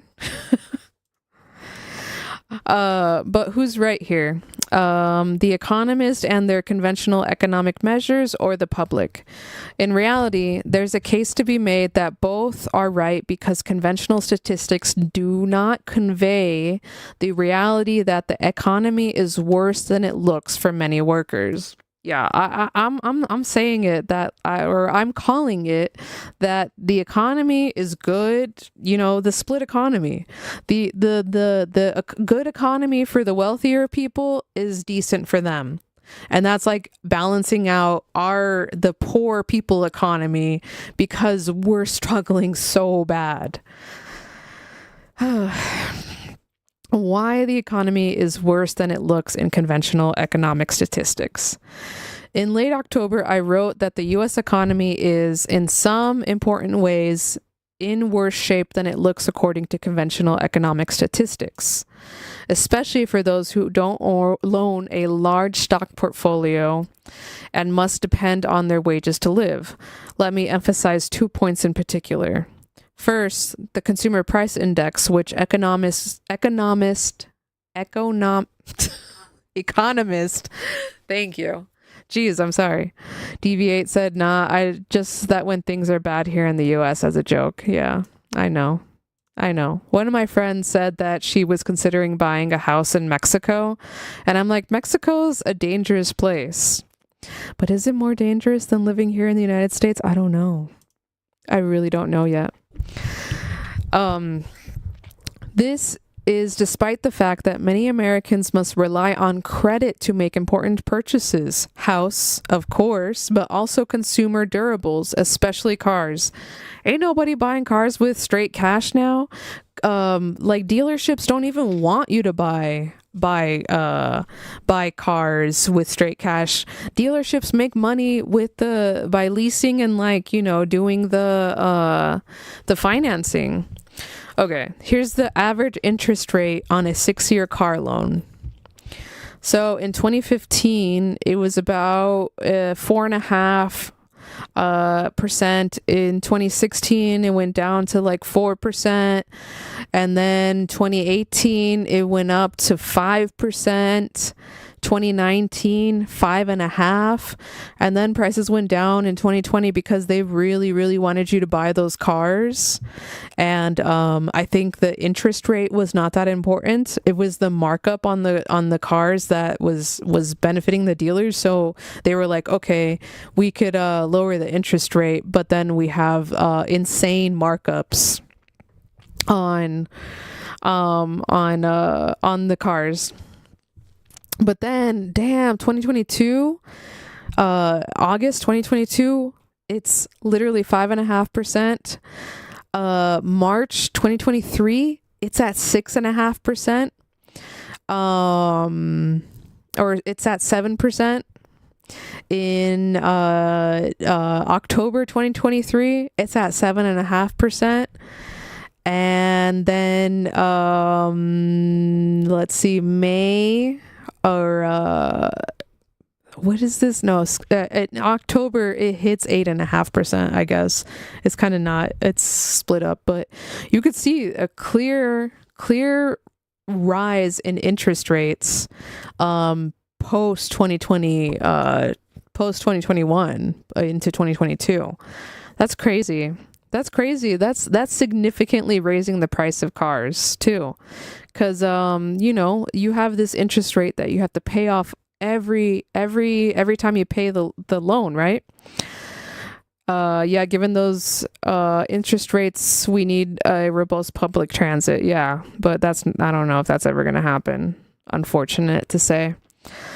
They're not buying Lightning. Yeah, nobody's buying Lightning McQueen. I've seen so many freaking Chinese cars on the road here in California. I don't know how the hell they're bringing those cars in, but I mean, it's not like there's Chinese dealerships here. I don't know. Well, I have to look into it, but yeah, so people are holding off on buying cars, or maybe they're still buying cars but just taking out crazy loans on them because you know, this is what banks do, right? If you're a risky person to lend money to, like meaning they don't know if you're going to be able to pay back the whole loan, right? You know what they do? They just raise their interest rate, right? So that way, if you don't end up paying back the whole loan, at least maybe you got like a lot of more money up front, right? Because it's a risky investment. So they're like allowed to put a higher interest rate. It's just like with credit cards, you know? Some people have like credit cards that are like at 10% interest. And then some people have credit cards that are like nearly 30% interest. And it's all because of like your credit score, how good you are at repaying loans. If you pay off the whole loans, you know, like maybe you don't have as good of a job as you used to, and you're not making as much money, so they don't know if you're going to have that job for a long time. So yeah, they're just like, this is a high risk, we're going to make it a high reward opportunity too. And the high reward is raising the interest rates. Okay. Nor is exposure to interest rates limited to purchase of cars and other durables. A growing number of Americans are using buy now, pay later plans to purchase groceries, exposing them to credit cost. So like the buy now, pay later, that's the like Klarna and the Afterpay and whatever the other ones are called. Like PayPal has one, I think. Deviate said, you're right, they won't update public transit because the politicians are bought by big oil and car companies. 100%. You know, and especially now that like Tesla and like other American car companies are making electric cars, like that's a win-win for the politicians. They get to look good on supporting cars and you know, supporting American businesses. So, okay. Potentially interest rates on consumer credit could fall if the Fed cuts federal fund rates. So that would be like the federal interest rate, right? The money at which the government sells, or at the interest rate that the government has for the banks. So the banks get to set an interest rate price for lending money to people, but it can't be like less than the interest rate that they are borrowing that money from, or that they bought that money from. Oh no, not the buy now, pay later. Unfortunately, a lot of people have to do this. Yeah, a lot of people have to do that, and it's really sad, but this is like we're getting squeezed into these situations. But the Fed is the Federal Reserve, right? They make the determination on to raise the interest rates or not, is being cautious about rates cuts. For good reason. Trump's huge tariff hikes have increased the current inflation rate, as I will discuss next week. And a premature rate cut by the Fed could stoke even higher inflation. Yeah. So what Paul Krugman is saying here is that Trump's tariffs have raised the prices of things, right? So it's like a artificial inflation. he wants the Federal Reserve to cut interest rates so that way more businesses and more people go out and borrow money from the government, but because nobody is like, doing like business investments right now, it's not a big thing because the economy is so unsure, and by business investments I mean that also means like hiring new people, right? Businesses are in a state of limbo and they can't plan for the future, so they're just like on a here and now thing. So like cutting interest rates with the hopes that businesses are going to take out loans or whatever, get credit or whatever to like expand their businesses, hire more people, is only good if like there's people out there that can go and buy their services, right? Business owners are not going to invest in expanding their businesses if there's no people if there's no customers, right? And if half of the economy, like half of the Americans or half of the purchases are being done by the 1% of Americans with the most money, that's not a very large consumer base. So we need to get more people to have more jobs. Unemployment is high right now too. And and cutting the interest rates is just going to make inflation go higher. Okay. Furthermore, if Trump succeeds in bullying the Fed into making irresponsible rate cuts, the result could be a drastic Turkey-style surge in inflation that would make current concerns about affordability look trivial. A second important reason the economy is worse for workers than it looks by conventional measures is the frozen job market. There have been no mass layoffs, at least so far, and the number of unemployed workers, Americans who are seeking jobs but haven't found them yet, is still fairly low by historical standards. But hiring, the rate at which employers are adding new workers, is very low. As a result, it's very difficult for Americans who have lost their jobs or are just entering the labor market to find jobs. The New York Fed asked workers about their perceived likelihood of finding a new job within 3 months if laid off. As the chart below shows, this perceived probability is near historic low and far worse than it was pre-pandemic or even last year. All right, let's look at this graph now. Probability of finding a job within 3 months. So in January 2018, about 60% of people were able to find a job within 3 months after, I guess, getting laid off from their other job.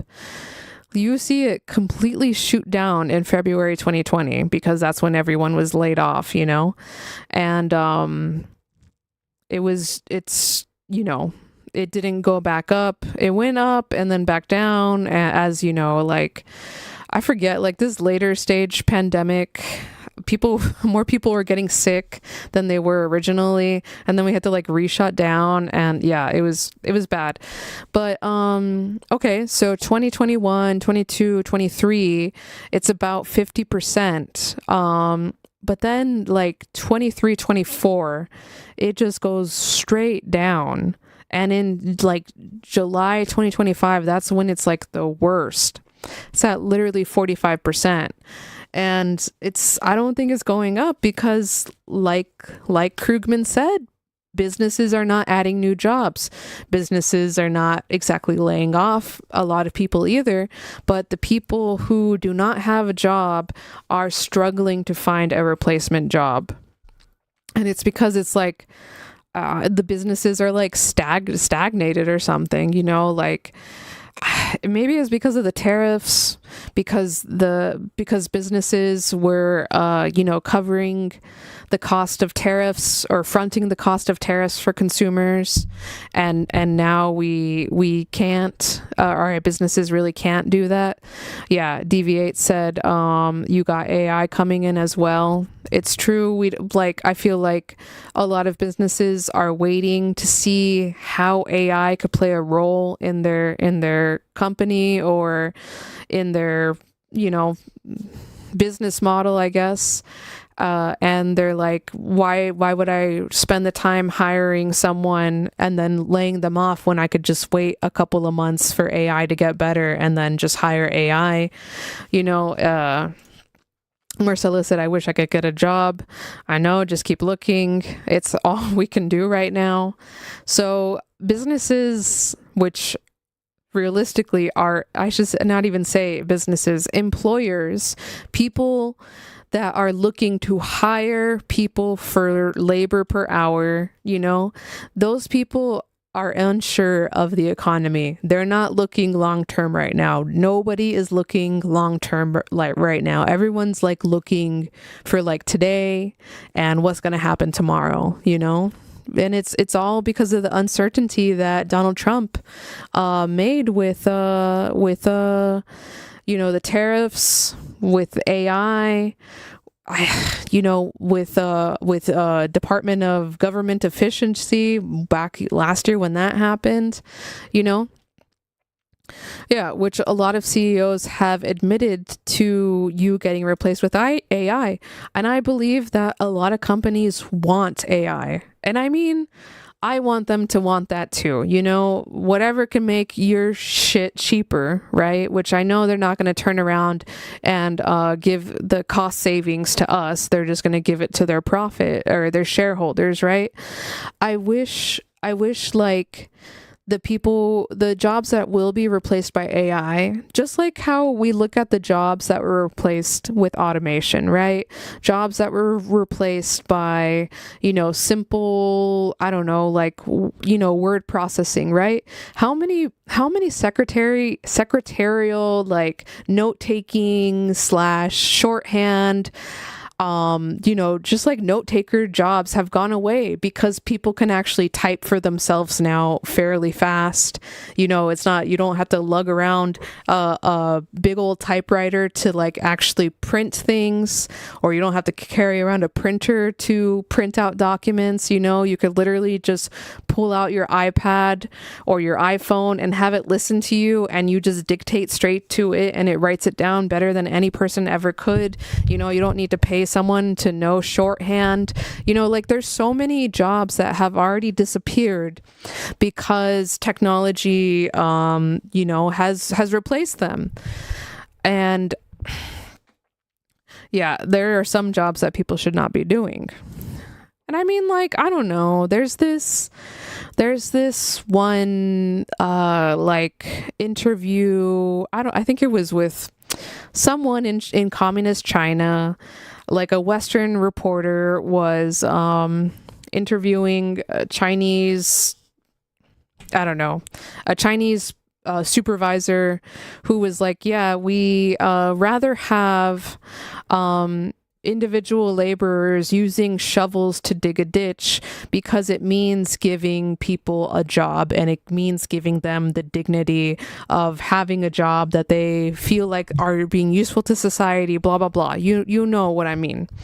Instead of having like big heavy machinery come and just one person controlling, like a little backhoe or whatever the frick those machines are called to dig out this trench for, whatever.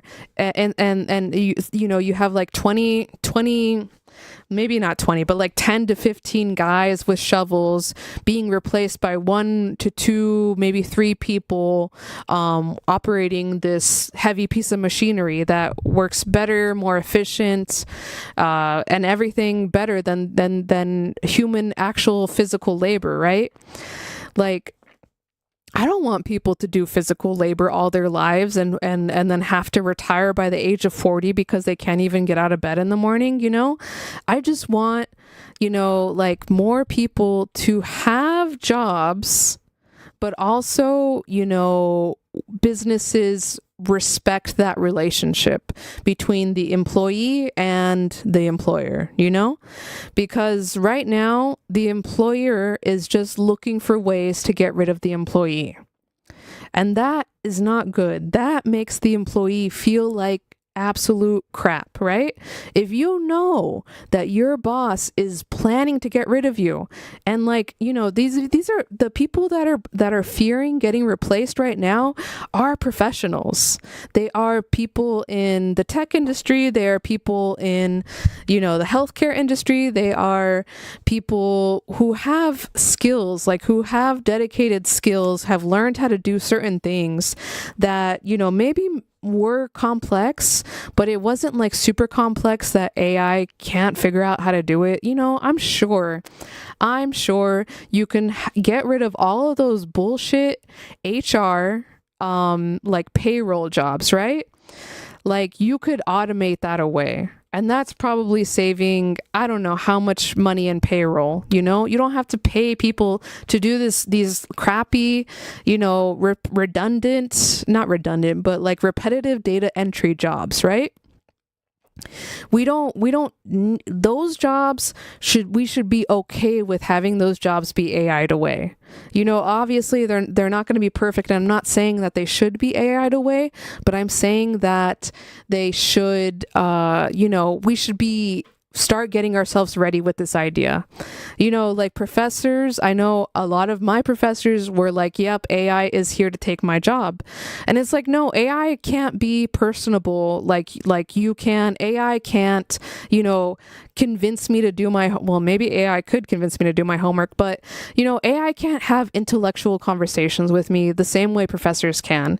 And I feel like a lot of people are like, oh my God, my only value was this hyper-specific skill that I learned how to do, and I have no other value. And that's not true, brother. You have so much value. If you go to work and you talk to your coworkers, you are bringing value. Like all of that stuff, like we're being told to return to work. They want everyone back in the offices. So then that means we have to have all that fun socializing things that we used to have back then, that management never wanted. And that was totally limited when we were all working from home, right? There was no reason for us to take lunch together. There was no reason for coworkers to go out and chill with each other for the 15-minute break. We were all at home, you know, working, you know, one way or another, and just living a more peaceful life, right? But that's gone. That's gone.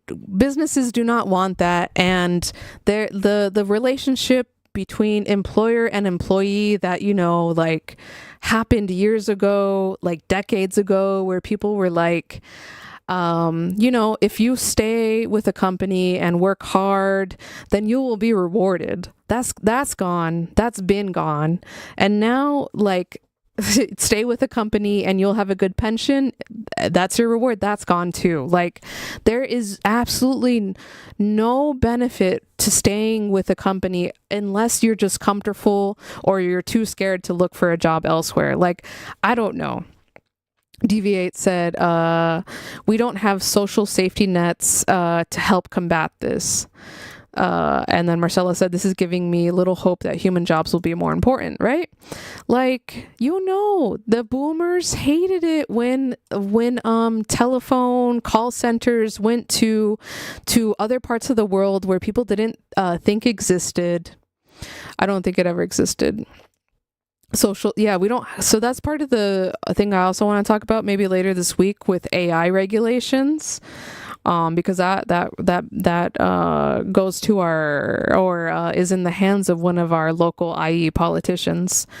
But like we don't have social safety nets. Yeah. Like for people that are going to get laid off, for the working professionals that are going to lose their jobs to AI, you know, like what about people who book, you know, like, appointments, right?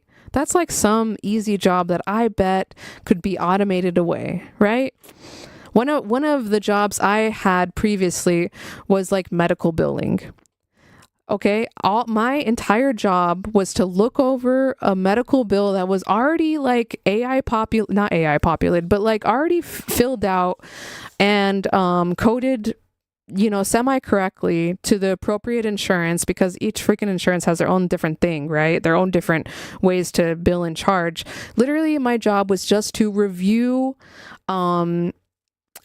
just to review health insurance claims and to make sure that the appropriate codes were being used. My job doing that was going to get AI away immediately. And that was one of the first jobs that AI was being used for. I mean, they were doing it wrong because they were like, billing for the wrong things and stuff. But with some like fine tuning and some tweaking and maybe some human actual oversight, AI could replace all of those jobs. And that's like a lot of people, a lot of people that who spent years developing a skill, aka learning how to understand different insurance companies, stupid contracts and stuff, and understanding what type of services go for what type of things, because like Medicare requires its own billing as opposed to, private insurances. Like there's just so many BS jobs out there that can and probably should be automated away. And it's like, if we stand in the way of total, like we're like against AI completely, I think that's going to be a losing fight. Tech billionaires and the entire US economy has already made the decision that AI is going to be a part of our lives. What we need to focus on now is limiting and regulating it, like limiting who has access to AI, limiting what type of things AI is used for, and ultimately the regulations. So that way, we don't have freaking weird Elon Musk's Grok whatever. Literally, like I guess the whole controversy now was that Twitter's Grok was like people were putting in pictures of women in their lives, and then the AI was picturing that woman's face and like generating what her body would look like if she was naked. Like this is where we are now. People would rather use AI, would rather make their own generative AI to please their fantasies than to go and watch actually human-made pornography, right? This is where we are going to. Because yeah, it's scary stuff. It's really scary for women's bodily autonomy right now. We were already getting revenge porn and all that shit, all of those things happening, and now like literally it's way out of our control. This is like the what was it called when they were putting like the face mapping, deep fake. Thank you. This is way worse than the deep fake porn, because literally you can deep fake your own images. Like you could go and take an image of, I don't know if you could do it anymore. I don't know if they fixed that about Grok, but you could take an image of a person in your life and say, I want to see what they look like in this sexual pose, doing this or whatever, blah, blah, blah. And it's just, that's crazy. Like we live in a world where we don't know what the capacity of everything is. We don't know what the limits of these things are, So, anyways, let's get back to affordability. Actually, let me take a sip. Let me take a drink. Yeah, I know it's dumb, it's scary, and I hate that it's like this, but I really don't know what to do about AI, guys. I don't think we can just get rid of it completely. Too many people have vested monetary interest in AI, and they're not going to let it go, or the only way they'll let it go is like kicking and screaming.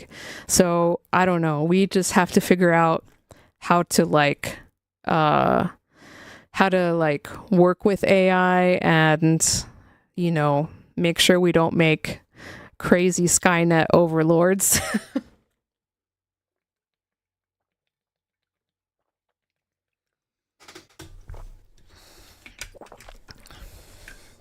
All right.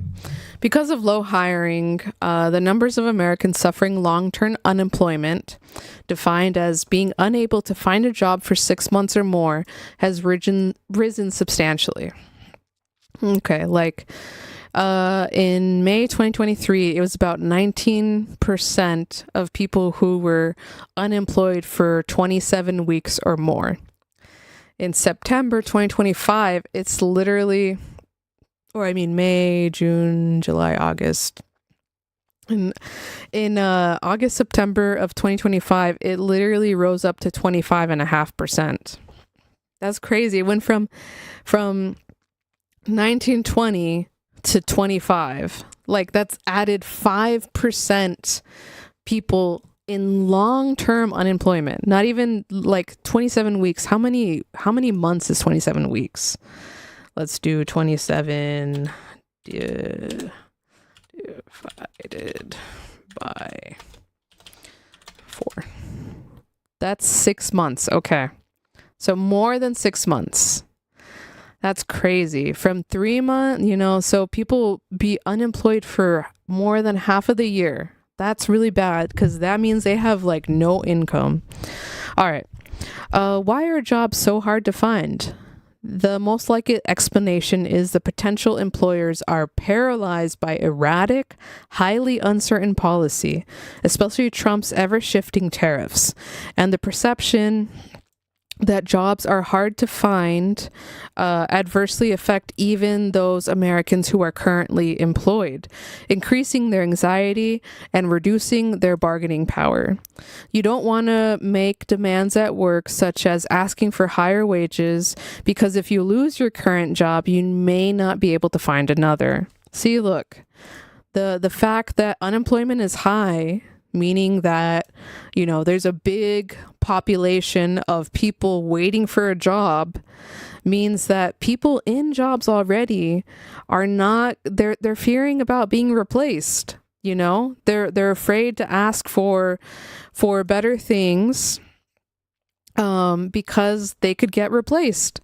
Employers seem hesitant to hire. Yeah, they're 100% hesitant because of the stupid taco, Trump tariffs. Like, that has been the worst thing for business, is these erratic blanket tariffs that the blanket reciprocal tariffs that Trump put out has been so bad for the world, for the global economy. So when I say the standard claim that prices have run far ahead of incomes isn't right, I'm not saying that that all is well in the apartments.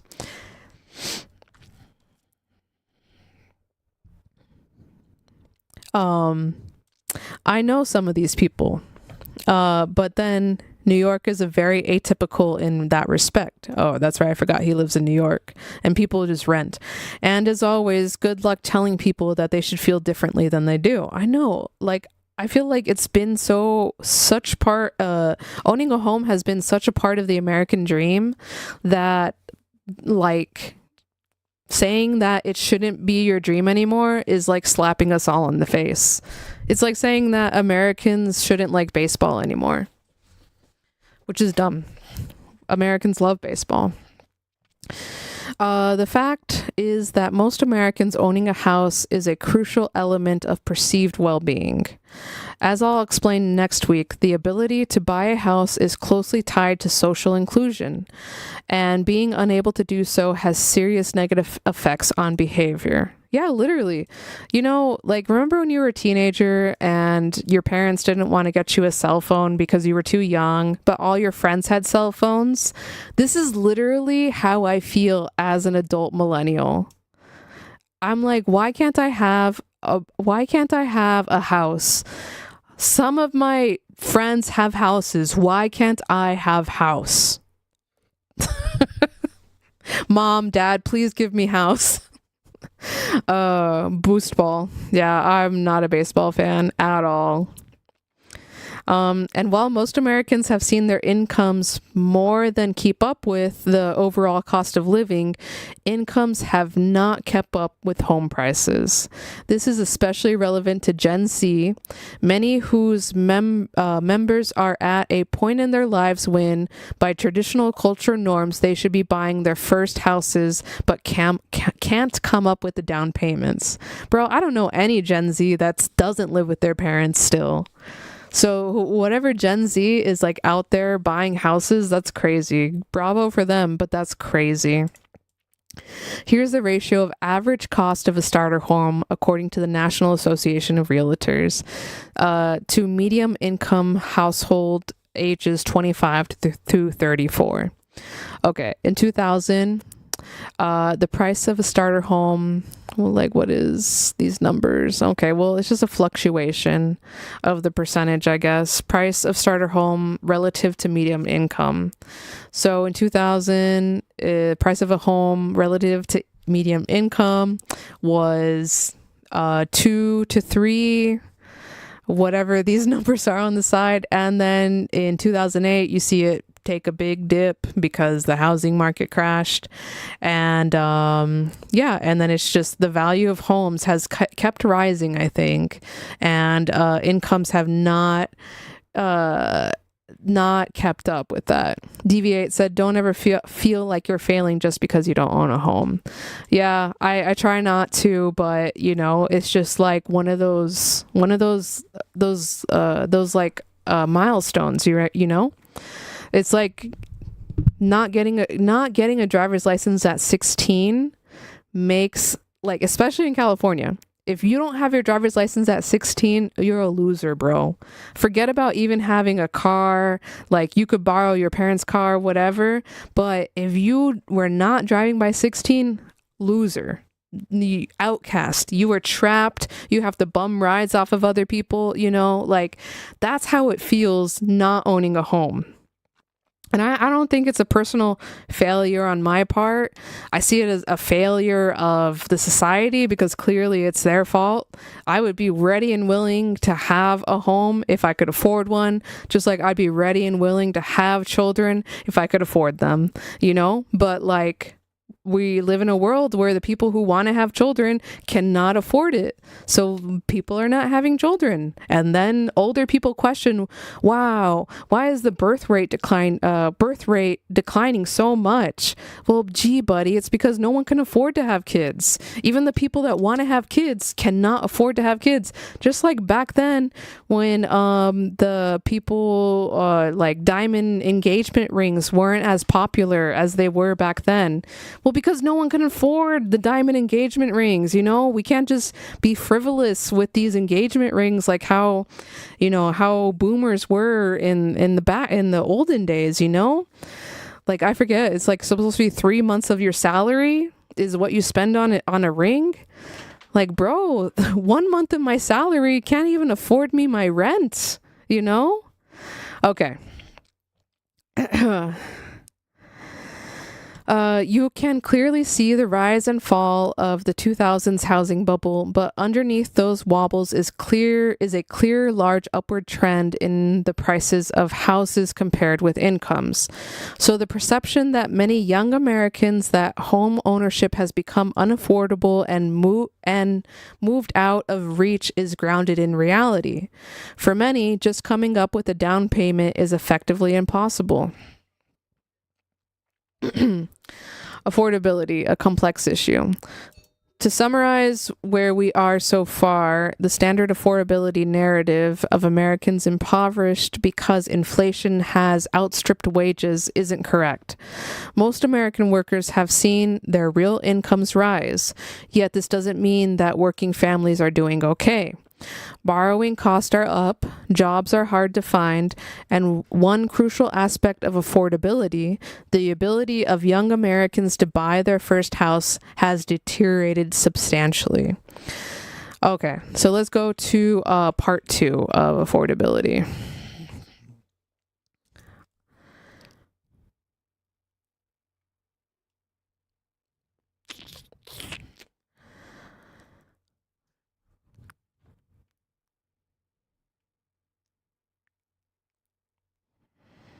Oh my God, Paul Krugman writes so much. Affordability Part 3. Affordability Part 2.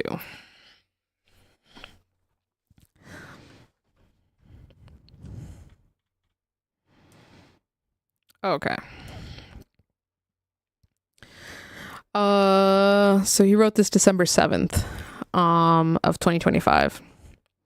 Hey, Adrian, good to see you. Welcome into the chat.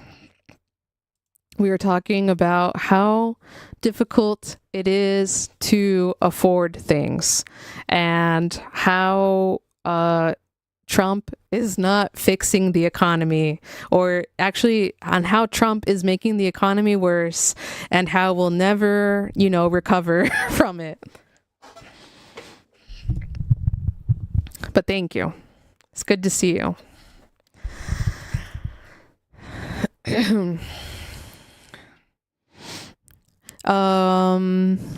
Okay, I showed that the media's usual story that Americans have been impoverished by the surge in inflation that began in 2021 isn't right. In fact, according to the conventional measures that economists use to gauge purchasing power, real income, the purchasing power of most Americans, is higher today than it was before the 2000 pandemic. I think they meant, 2020 pandemic. But in last week's premiere, I also argued that looking only at income divided by the consumer price index means that we miss some important ways in which the current economy is worse than the conventional measures indicate. In particular, I emphasize the adverse effects of high borrowing cost and low hiring, which aren't included in the consumer price index. Beyond that, I also argue our general sense of affordability encompasses more than just purchasing power. We also care about economic inclusion, security, and fairness. Okay. Housing affordability and social inclusion. Adam Smith. Chat, we should all know Adam Smith. If you went to grade school in America, Adam Smith was taught to us during the revolutionary times. Okay. Adam Smith is considered the father of free market economics, largely because he made an enduring case for how effective the market's invisible hand is in organizing the economy. But he was far less doctrinaire free marketeer than many of his followers have been over the centuries. Yeah, he's saying that people who are for the free market and love Adam Smith. Adam Smith, that guy from Fortnite? No way. Don't tell me they put Adam Smith in Fortnite. That would be crazy. But it would be better than having Travis Scott or Playboy Cardi in Fortnite. So that's just my opinion.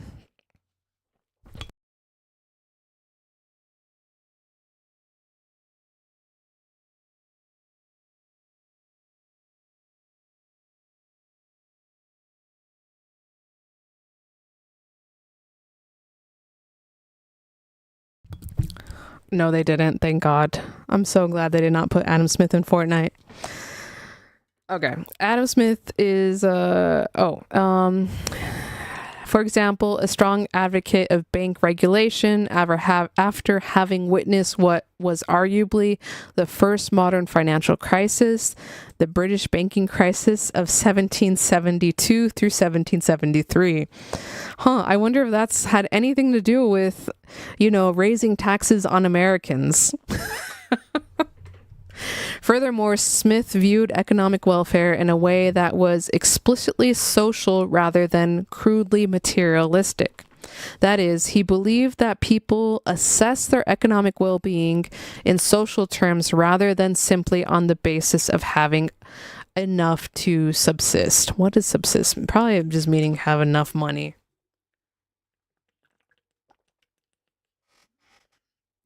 Here's a quote from The Wealth of Nations, which I'm sure you guys all remember hearing about in school, or maybe even having to read a little bit. By necessaries, I understand not only the commodities which are indispensably necessary for the support of life, but whatever the custom of the country renders it indecent for creditable people, even of the lowest order, to be without. That was a complex message. Okay. Whatever. We'll do our best. A linen shirt, for example, is strictly speaking not necessary of life. The Greeks and the Romans lived, I suppose, very comfortably, though they had no linen. But in the present times, through a greater part of Europe, a credibility day laborer would be ashamed to appear in public without a linen shirt, the want of which would be supposed to denote that. I don't know what that means. Okay. The want of which would be supposed to denote that disgraceful decree of poverty, which it is presumed nobody can well fall into without extreme bad conduct. Okay, so I think he was saying that back then, the people who were in poverty because they made bad decisions, I guess. Customs in the same manner has rendered leather shoes a necessary of life in England. The poorest creditable person of either sex would be ashamed to appear in public without them. In Scotland, custom has rendered them a necessary of life to the lowest order of men, but not to the same order of women, who may, without any discredit, walk about barefooted. In France, they are necessaries neither to men nor to women, the lowest rank of both sexes appearing there publicly without any discredit, sometimes in wooden shoes and sometimes barefooted. Under necessaries, therefore, I comprehend not only these things which nature, but those things which the established rules of decency have rendered necessary to the lowest rank of people. So I think what he's saying is that if a society determines that there should be or if a society determines that there is a basic form of necessity, right?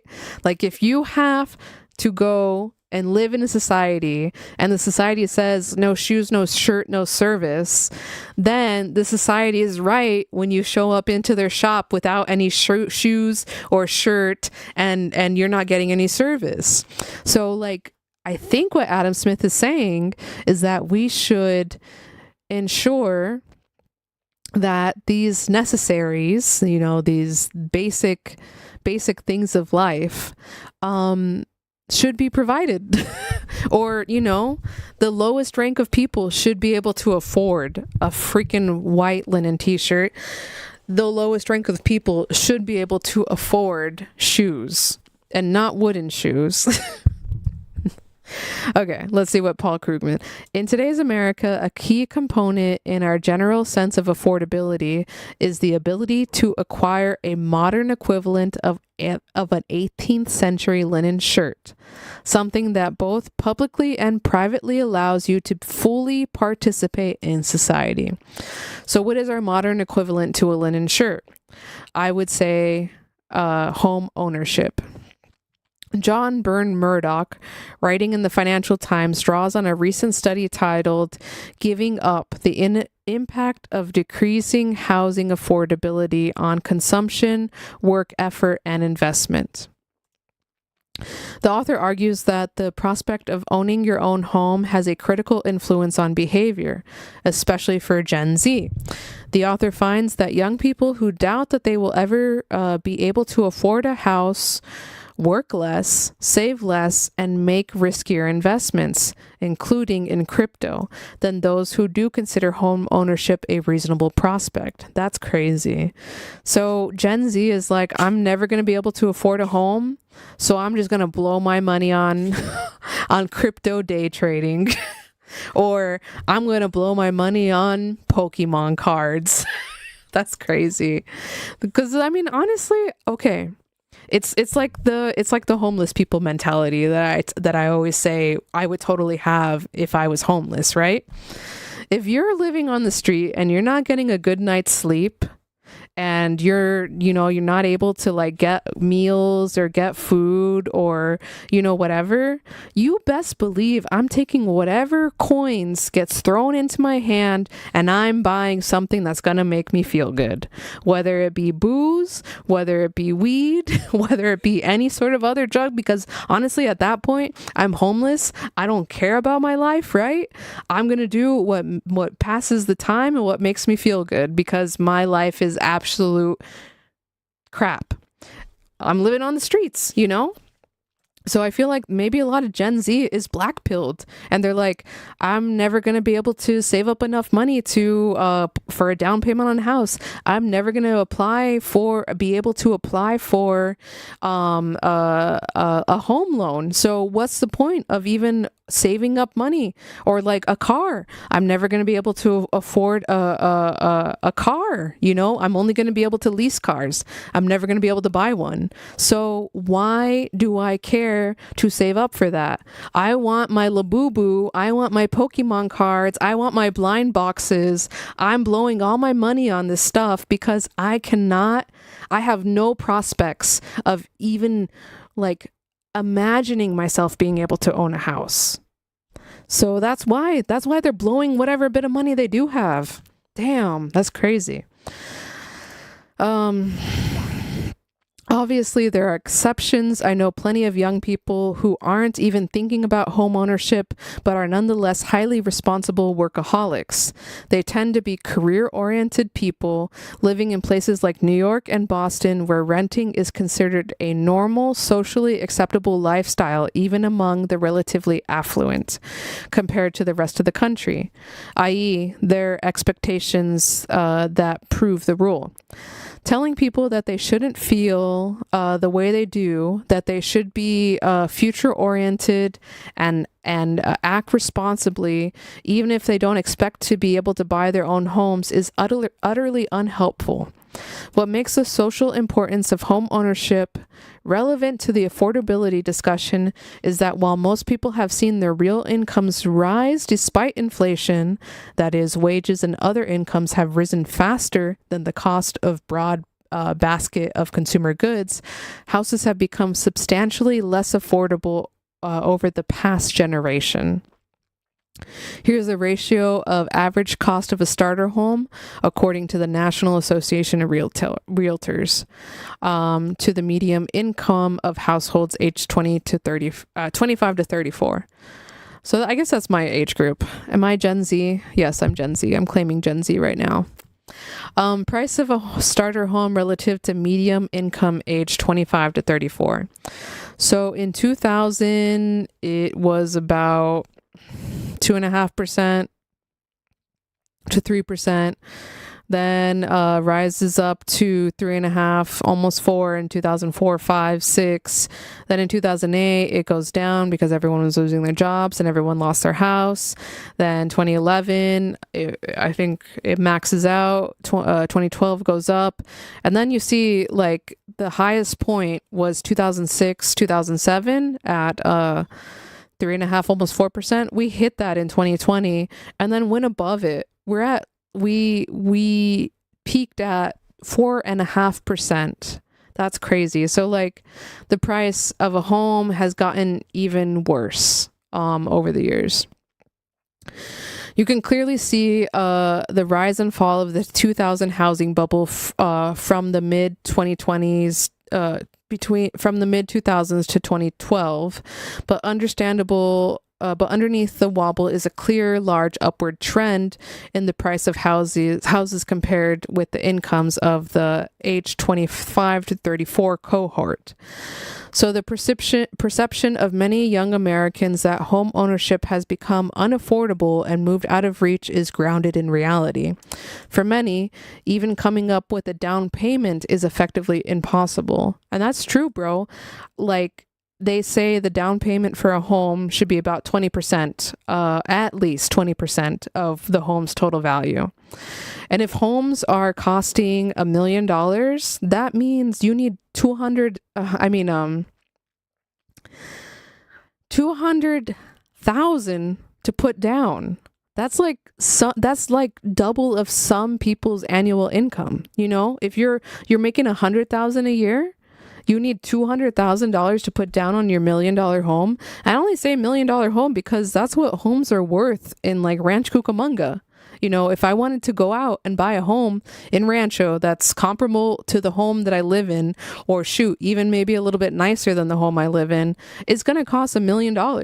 You know, okay, maybe, you know what?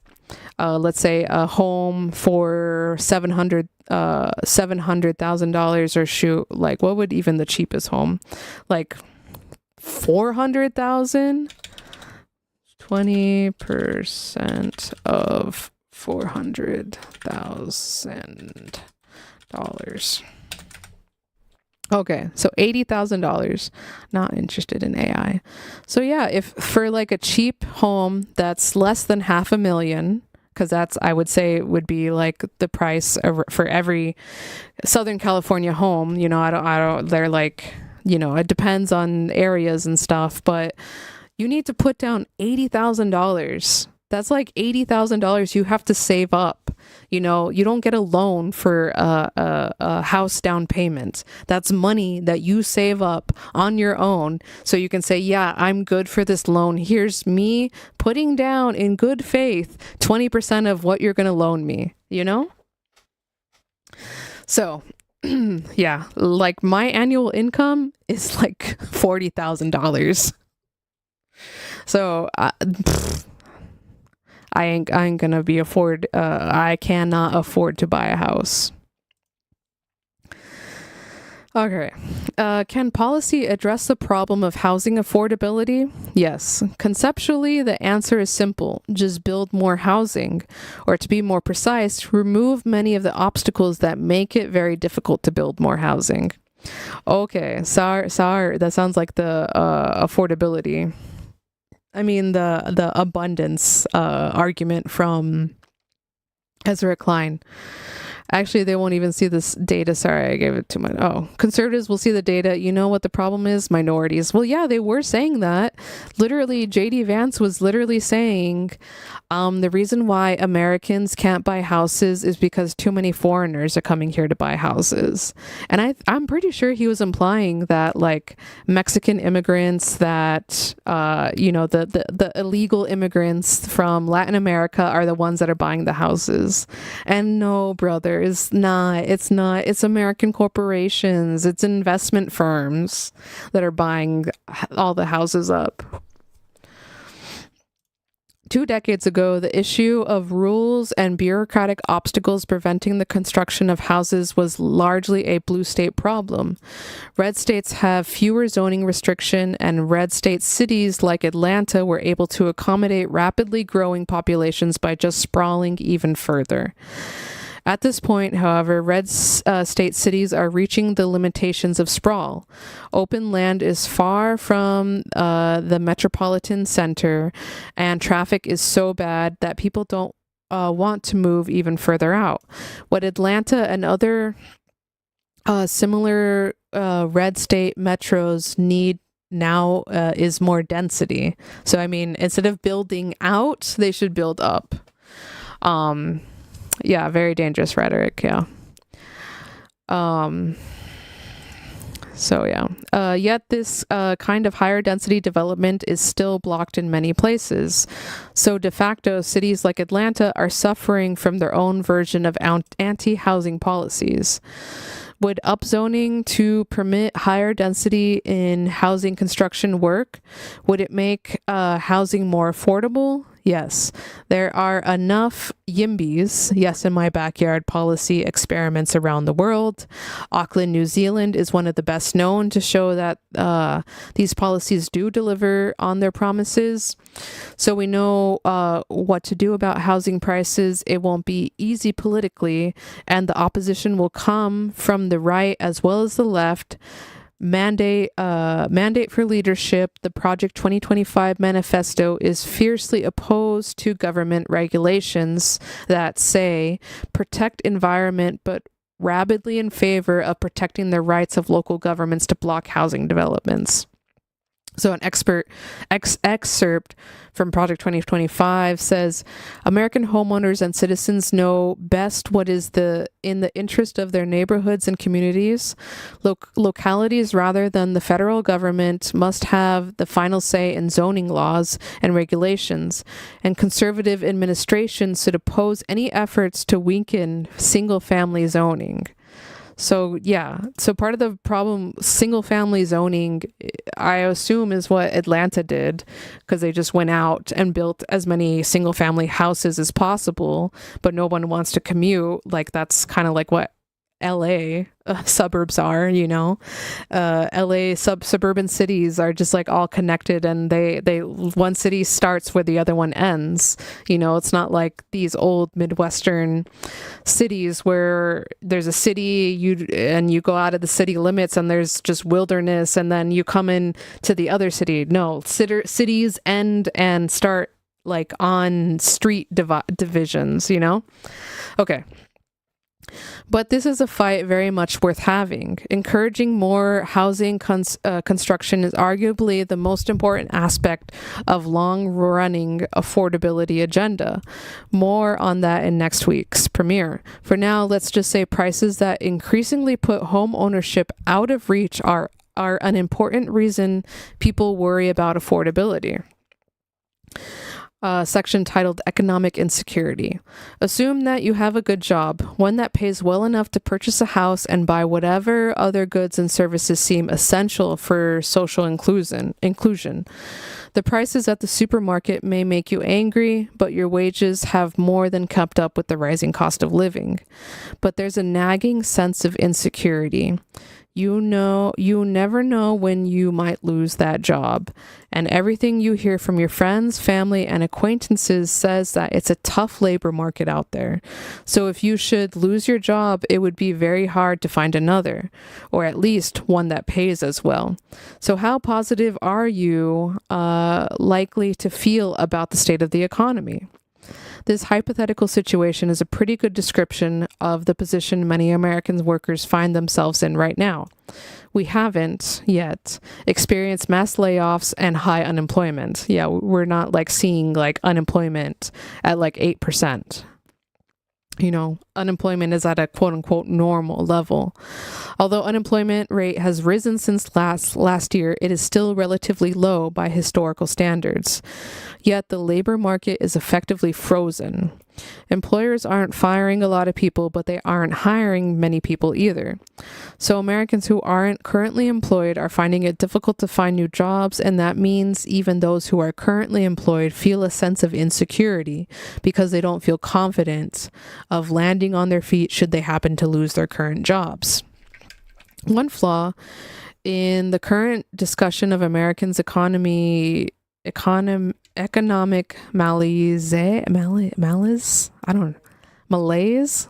What does malaise mean? Oh, it means illness. Okay. One of the flaws in the current discussion of America's economic sickness is that everyone has converged to the term affordability. Myself obviously included, as if high prices were the only issue. Some surveys don't even ask respondents about the state of the job market. That's crazy. They should. But those that do, like polls by Bloomberg and AP and ORC, find that concerns about being able to find a new job are a growing source of anxiety. The New York Fed conducts a monthly survey of consumer expectations that ask, among other things, how likely respondents believe they would be to find a new job within 3 months had they not lost their job today. That number has fallen sharply recently. Okay, that is the probability of finding a job within 3 months. We already looked at that graph. And then, furthermore, this isn't simply something people say. Workers' behaviors also suggest that they are feeling substantial anxiety about their ability to find jobs. the quit rate, the percentage of workers voluntarily leaving their jobs in a given month, has historically been closely correlated with the state of the labor market. This rate is way down to a level historically associated with substantially higher unemployment that official numbers indicate. All right, so this is the quit rate. Dang. In 2020, people were not quitting. Quitting was down. That's because they were getting laid off. But remember post 2020 when the quiet quitting happened, it got so high. So that means like 3% of workers coming up on 2022 were quitting per month. That's crazy. That's crazy. And then now it's back down to pre-pandemic level. Well, it's back down to 2016 levels, you know, which I don't think is that good. I feel like the 2018, 2019 was a little bit better because I feel like the quit rate means that like how comfortable people are with going into a new job, you know, leaving their job that they're in that might be very comfortable, but going for better opportunity. So people right now are not going for more opportunity, because they're scared. They're scared that they're not going to be able to find a job as comparable as the one they have. The weakness of the labor market is a likely contributor to Americans' economic pessimism, even though inflation is well below its 2022 peak. On a further note, in America, losing your job generally means losing your employer-provided health insurance too. Man, we'll get onto that because you know I'm heated about employer-provided health insurance. Quiet quitting, but it's not quiet. The Affordable Care Act, which subsidizes individual purchases of healthcare, has made this less of a concern than in the past. But unless Congress acts within the next 3 weeks, this was when they were shutting down the government, which Republicans show no inclination to do, federal health subsidies are about to be drastically scaled back. Okay, the importance of fairness in the question of affordability. That's what I really want to get to. During the 2024 campaign, Donald Trump repeatedly promised to deliver large reductions in the price level, not just slow inflation. It's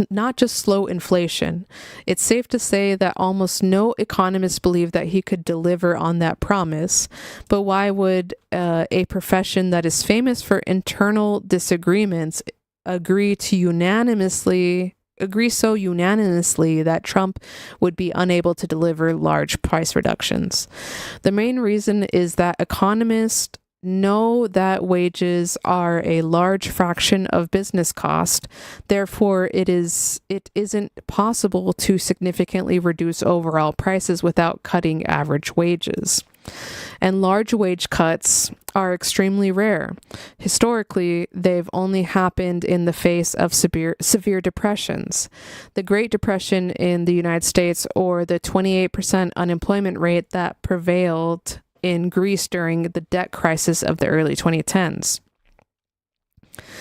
Oh yeah, before I forget, if you're a new watcher, don't forget to subscribe to more political news. Yes, please. If you are new and like local politics and just a more rational base of politics, hit that subscribe button.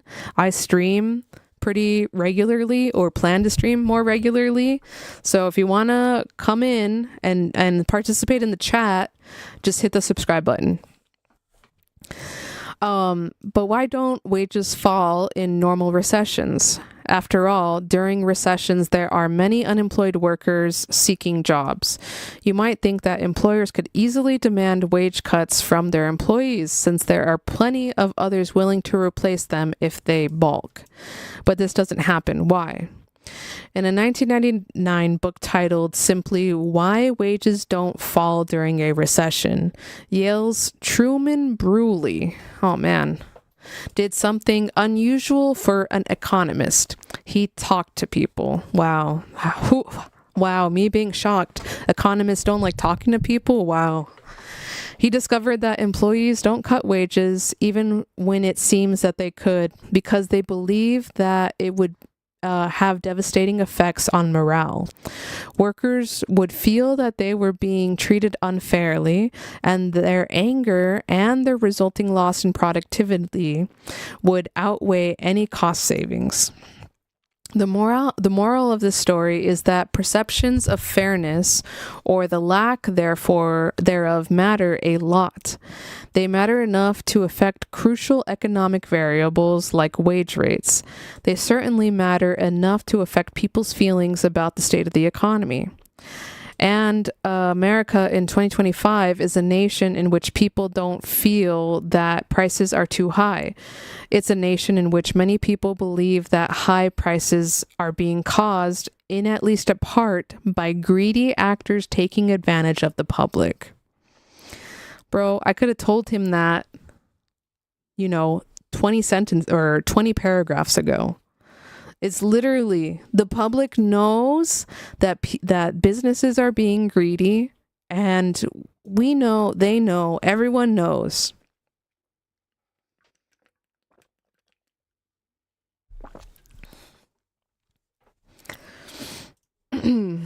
Politico recently polled voters about the state of the economy and who they hold responsible. Politico's article about the poll stresses political dimensions, with a plurality of voters placing all or most of the blame for economic troubles on Donald Trump.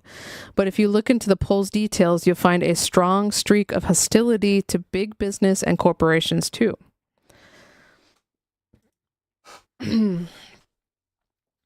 Yeah, I think that's majority of the problem, the people being greedy. Yeah. And I think we need to put more emphasis on it. We need to let the people that are being greedy know that they are being greedy, because it's too much. All of these companies, like, why does McDonald's not have cheap prices anymore? Like, you can't squeeze any more money out of these people, You're gonna end up like with marginal returns if you keep raising the prices of freaking French fries. Okay, for example, the poll asked respondents who found healthcare difficult to afford, who they considered most responsible. They were allowed to choose from more than one. Some 48% named the Trump administration, clearly bad news for the GOP, but also as many as 45% named insurance companies. Yeah, I don't know why anyone would blame Trump for the price of healthcare. It's 100% insurance companies. There's a reason so much sympathy for Luigi Mangione, who murdered... Damn. Paul Krugman just saying murdered the CEO of United Healthcare. Another 19% named billionaires, while 15% named businesses. Yeah, so people, at least Paul Krugman is saying that's why people support Luigi Mangione, because he took out one of the healthcare CEOs. On high housing costs, 42% named the Trump administration, but 34% named landlords, 19% billionaires, and 17% businesses. What I take from this is that Americans aren't upset about affordability simply because they consider prices too high.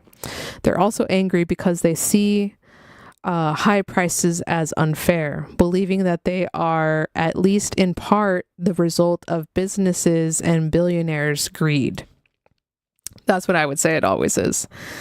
DV8 said, then they say, oh, it's because we pay our workers $28 an hour or whatever it is. So they have a scapegoat, which is us, the people that work. My God, is so frustrating. Yeah, I know. I've had many debates where people have been like, no, we can't pay McDonald's workers more because then they're going to raise the price of my Big Mac.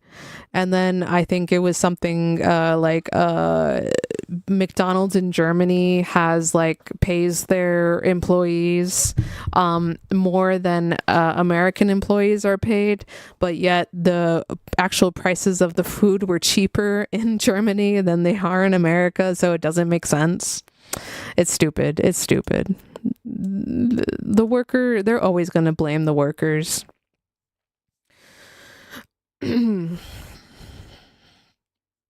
How greedy I am for wanting a livable wage. How dare I want a house or an apartment? How dare I need to pay my bills? Yes. That's a good one. Okay. Which brings us to the question of how politicians and policymakers can address concerns about affordability going forward. I'll get into some detail on possible approaches in next week's, but let me finish today's post by giving you some idea of what's coming. Okay, approaches to affordability. As I've noted several times in this series of premieres, Donald Trump ran last year on promises to bring the overall level of prices down. That's why I say that's what won him the election. Those promises may have well given him electoral victory, but were impossible to fulfill. An important part of the current fervor over affordability represents a backlash from voters who believe, correctly, that they were lied to. I really want to know how many Trump voters were like, yeah, he lied to me. He said he was going to bring grocery prices down, and he didn't. And I'm out. Because I feel like there was a lot of people that were like, yeah, I could have told you that, buddy. I could have told you he was lying to you, but you had to figure out on your own. I don't know. I don't see many people like having regret yet. So that trick won't work again. Next week, I'll work through a number of steps that the future government can and should take to improve affordability. Okay. Let's get to affordability part 3. Yeah, I knew he was lying the whole way. Yeah, we knew. Everyone knew. But some poor people got duped. They were too nice, or too gullible, or too I don't know. They're too trusting. They didn't know, and now we're effed up. Okay, affordability part 3. Oh, this is from 7 days later, December 14th, 2025. All right. Right off the bat, we have a graphic of consumer confidence and how it is at an all-time low. Yeah, fell for it again award. I know. There's so many people that voted for Trump twice. There's so many people that voted for Trump 3 times, I think. Okay, Americans are in a deep funk over the state of the economy. The chart above shows consumer confidence as estimated by the Conference Board from January 2022 to the end of October 25. Early 2022 marked the beginning of the worst period of post-COVID inflation. Since then, inflation has fallen dramatically, from 9% in June 2022 to 3% now. But consumer sentiment fell sharply in late 24, rose a bit during the summer, and is now falling sharply again. If one word can summarize Americans' economic anxiety, it's affordability. This is the third premiere in a series of affordability. It was intended to be the last, but as I've discovered, there is so much to the topic that there will be a 4th installment next week. Much of the public's concern about affordability stems from the simple fact that prices are considerably higher than they were 5 years ago. But that simple view obscures some important and subtle factors. In the first installment, I discussed blah, blah, blah. In the second, or first installment, reasons why Americans are anxious about affordability, even though conventional economic measures such as real wages indicate that most Americans' purchasing power is higher now than it was before the pandemic. I also covered why conventional economic measures of purchasing power are probably deficient in capturing people's economic reality. In the second installment, I argued that perceptions of affordability are shaped by considerations that go beyond purchasing power, economic inclusion, economic security, and perceptions of fairness. In this third installment, I will sketch out elements of a policy agenda to address America's affordability concern. Now, this will be interesting to see what his solutions are. We can totally critique that. Realistically, this is only to be a Democratic agenda because Donald Trump and the MAGA Republicans refuse to acknowledge that there is a problem. In his Tuesday speech, the kickoff event of his affordability tour, Trump declared that affordability is a hoax and the prices are coming down very substantially. On Thursday, Republicans in Congress fatly rejected a proposal to extend federal subsidies for health insurance, which would have averted a severe shock to affordability that would hit tens of millions of Americans at the end of this month. And anyone who protests this denial, like Marjorie Taylor Greene, quickly finds a target on their backs. In lockstep with Trump, the GOP in its denial over Americans' affordability concerns. So this raises the question, what can and should Democrats promise to do to address affordability? Okay. This will be a sketch, not a detailed policy manifesto. The broad messaging is that we should accept the things we can't change. Prices are not going back to 2019 levels, but try and change the many things we can in ways that are positive for the American people. And in the fourth and final entry in the series, I'll get into issues that go beyond prices and real wages, social inclusion, economic security, and fairness. I thought he went over that in the second one, but okay. Further detailed. Caution. Overall, prices won't and shouldn't come down. Yeah, no, I am a firm believer of that, but you need to convince the American public that prices are not going to go down to what they were before 2020. I feel like so many people are like so black-pilled on that reality that we're like, oh my God, the chip shortage of COVID-19 made the prices of cars and the prices of computers and everything go up, and we need to go back to what it was before. And we cannot. We literally cannot. And I don't know how you explain that to people. I don't know how to make people understand it, right? During the 2024 campaign, Trump made extravagant promises to bring prices down, and has utterly failed to deliver, except apparently in his own mind. Damn, what a roast. Democrats definitely should not make the same mistake. The fact is that overall cost of living is not going to return to the levels of a few years ago. In fact, it's very unlikely that any sane policy will lower the price level at all. Why do I say this? Experience. In modern economies, the overall price level almost never falls except in the face of depression. With the unique and complicated exception of Japan, modern economies almost never experience deflation. Overall falling prices. We may sometimes see price declines for commodities like eggs and falling prices for goods like computer equipment experiencing rapid technological progress. But the broad basket of consumer goods considered in the Consumer Price Index and similar measures doesn't fall unless the economy is deeply depressed, and even then doesn't fall by much. Spoiler alert, they will make the same mistakes. Yes. We've kept making the same freaking economic mistakes for like 200 years.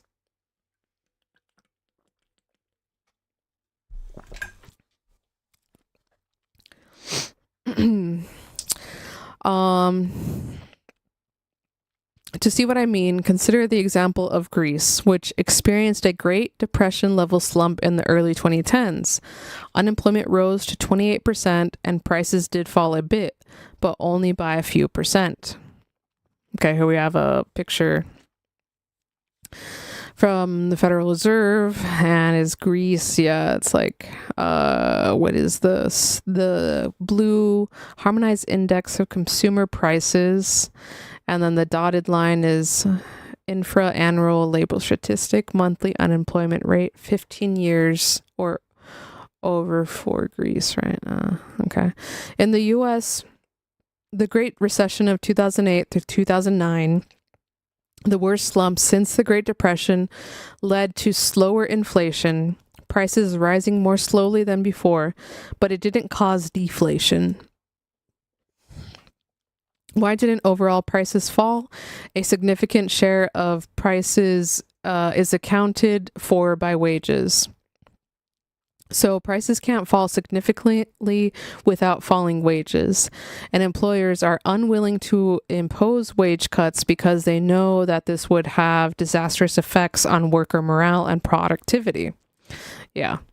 So would-be policymakers shouldn't promise to bring the overall level of prices down. They won't be able to deliver and will face a political backlash. Policymakers can, however, bring down some selected prices. In some, though not all cases, this will involve reversing policies that have pushed prices up, undoing Trump's damage. A good starting point for an affordability agenda will be to reverse policies that have driven prices up. Many, though not all of these policies, are recent initiatives of the Trump administration, so let me quickly run through a series of ways that reversing Trump's actions can make prices lower than they would be otherwise. Reverse the Trump tariffs. This is the obvious starting point. Since taking office, Trump has drastically increased U.S. tariffs to levels not seen since the 1930s. Contrary to Trump's assertions, foreigners are paying almost none of the cost of these tariffs. So far, U.S. businesses, reluctant to raise consumer prices, have absorbed much of the tariffs' impact. Even so, the HBS Pricing Lab uses proprietary data, estimates that the consumer price index is 0.6% higher than it would have been without the tariffs. The Yale Budget Lab estimates that the effects, once the tariffs are fully passed through, will be about twice as large, 1.2%. So just reversing the Trump tariffs, almost none of which serve any valid economic or national security purpose, could shave more than 1% off the cost of living, around $1,000 a year for the typical family. Hey, that sounds good. I want to save $1,000 a year. Restore healthcare subsidies. So that's the second one. Republicans have refused to extend enhanced subsidies for health insurance purchased through the Affordable Care Act. These enhanced subsidies were introduced in 2021 and expire at the end of the month. Their expiration will hit 24 million Americans covered by the Affordable Care Act with a double whammy. First, the government will cover a small share of their premiums. First, the government will cover a smaller share of their premiums. Second, rising premiums will cause some healthy people to drop coverage, worsening the risk pool. Anticipating this effect, insurers will have already jacked up premiums. Yeah. I hate the way insurance works. I mean, it makes sense, but I hate the way it works. KFF estimated that these combined effects will cause the average premium paid by Affordable Care Act covered families to rise more than $1,000 in 2026. The size of that hit will vary greatly, but will be extreme in some cases. For example, a 60-year-old couple with an income of $85,000 will find itself paying more than $22,000. More than a quarter of their pre-tax income in extra premiums. That's crazy. A quarter of their income having to go for health insurance that they previously did not have to pay for. People are going to be mad. This major hit to affordability can be eliminated simply by restoring the subsidies. So the third thing he has is extreme anti-immigration policies. At the start of Trump's second term, officials declared their intentions to prioritize the deportation of illegal immigrant criminals. What they have done instead is carry out mass dragnets that overwhelmingly sweep up immigrants without criminal records, some of them legally here. The administration has also moved to cut off legal immigration. Putting numbers to the economic effect of these policies is difficult, in part because nobody really knows what these policies are, and I've seen a wide range of estimates. What we do know, however, is that immigrant workers are concentrated in limited numbers of occupations, especially positions in agriculture, food processing, healthcare, hospitality, and construction. These concentrations of immigrant workers has two important economic implications. First, for the most part, immigrants don't compete for jobs with non-native born workers. they take jobs native-born workers won't. Yes, immigrants do the job that natives don't want to. So deportations will do little to raise native-born wages. Yes, we've been knew that. There's this one study that was done in Miami when there was a mass increase of Cuban migrants. There was a study done to see how many of native-born Floridians in Miami actually had their jobs taken by immigrants, and it was like one or two people. One or two people were affected in the entire city of Miami. It was like people that were not that didn't have a high school education, didn't have a college education, were working basic, service industry jobs in agricultural, food processing, healthcare, hospitality, and construction. Like, that's what these basic jobs are. In agriculture, you're picking foods. Food processing, you're cutting those chickens apart. Healthcare, you're cleaning old people. You're doing the jobs that not even the nurses or like the medical assistants or whatever, the basic med tech, not even those people want to do. Hospitality, those are the freaking the maids, the people who change your bed sheets when you go into a hotel, the people who get you extra towels, the people who check your car. I mean, not check your car. Well, I guess, yeah, valet is like checking your car, I guess. And then construction, literally the framers, the roofers, the people who do these important jobs. And they're all filled by immigrants. This concentration of immigrant workers has two important economic implications. First, for the most part, immigrants don't compete for jobs with native-born workers. They take the jobs native-born workers won't. Okay, we already read that, sorry.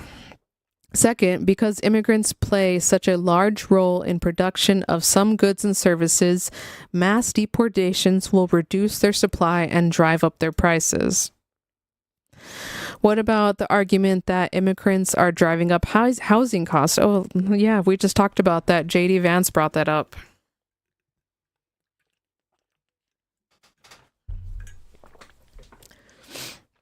This argument is adult-rated nonsense, not unadult-rated nonsense, because immigrants do have some effect on housing demand, but the best available estimates say that this effect is quite small, and any demand-side effect of mass deportations on housing affordability is swamped by the adverse effects on housing supply. Okay, next point he has is end the war on renewable energy. Soaring electricity prices have become a political flashpoint. There are several factors behind this rise, including a rise in natural gas prices after Russia invaded Ukraine and Europe began importing large quantities of natural gas from the United States. One factor, however, has been the explosive growth in electricity demand from the data centers that power AI. How much AI-related demand for electricity will grow in the future is uncertain, but there's every reason to believe that overall electricity demands will surge in the years ahead. As the think tank Ember puts it, the world is in the early stages of an electro-tech revolution in which electricity-driven technologies, from electric vehicles to heat pumps, powered with renewable energy, which has experienced incredible technological progress in the last 2 decades, take over much of the economy. In China, which is expanding its global economic dominance, this revolution is already in full swing. I think that means that, like, China manufacturing has shifted focus to the more higher valuable, higher skilled, required, like EV manufacturing, right? China isn't making junk anymore. China is making good quality EVs because they have skilled labor to do so. The countries that make junk are like, I don't know, India? I don't know.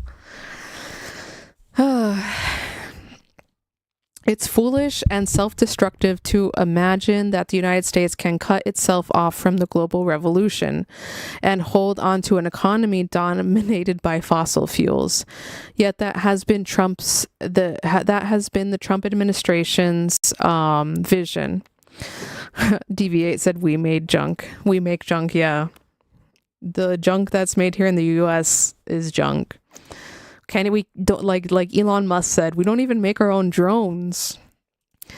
Not only have Trump and co. ended U.S. industrial policy aimed at accelerating the energy transition, they've been doing all they can to block renewable energy development, even when it's profitable without subsidies. Yeah, which blew my mind because I'm like, conservatives, you're supposed to be the party of big business. You know how much money you can make by making solar panels and shit? Instead we let China make all the solar panels. We let China make all the lithium batteries, and now they're making bank off of it because everyone wants to buy solar panels and batteries. Ending this attempt to move backwards and allowing America to rejoin the future will have many benefits, but one of them will be to help hold down the price of what will otherwise be unnecessarily expensive electricity. Yeah. This isn't a comprehensive list of Trump policies we should reserve to improve affordability, but I hope gives a sense of what we can accomplish simply by not continuing to do self-harm. Moving beyond Trump. According to the latest AP NORC poll, only 31% of Americans approve of Donald Trump's handling of the economy, while 67% disapprove. Given these numbers, Democrats may well be able to win the House, the presidency, and possibly even the Senate simply by running against everything Trump has done.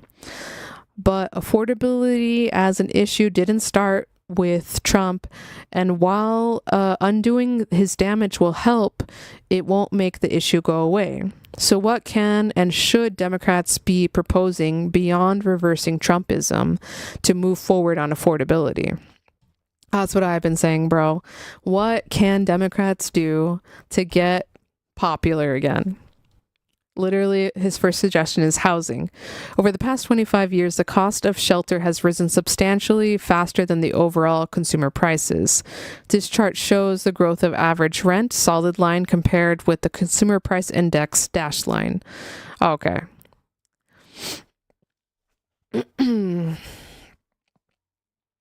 So here we are.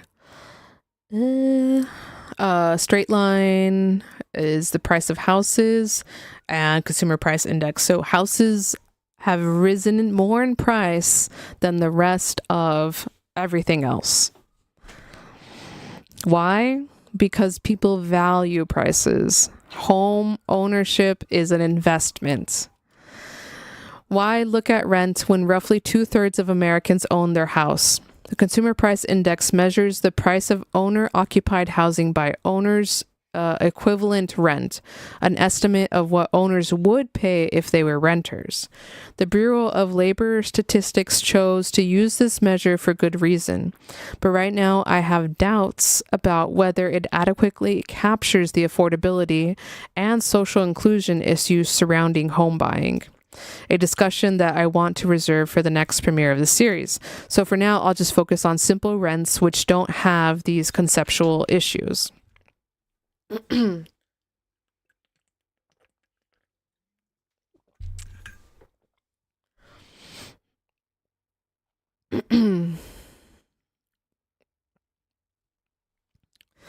Yeah, Deviate said 31% is too high. 31% of Americans approve of Donald Trump's handling of the economy. Like, yeah, 30%? I don't know. Like, at least 20% of those people have to be lying.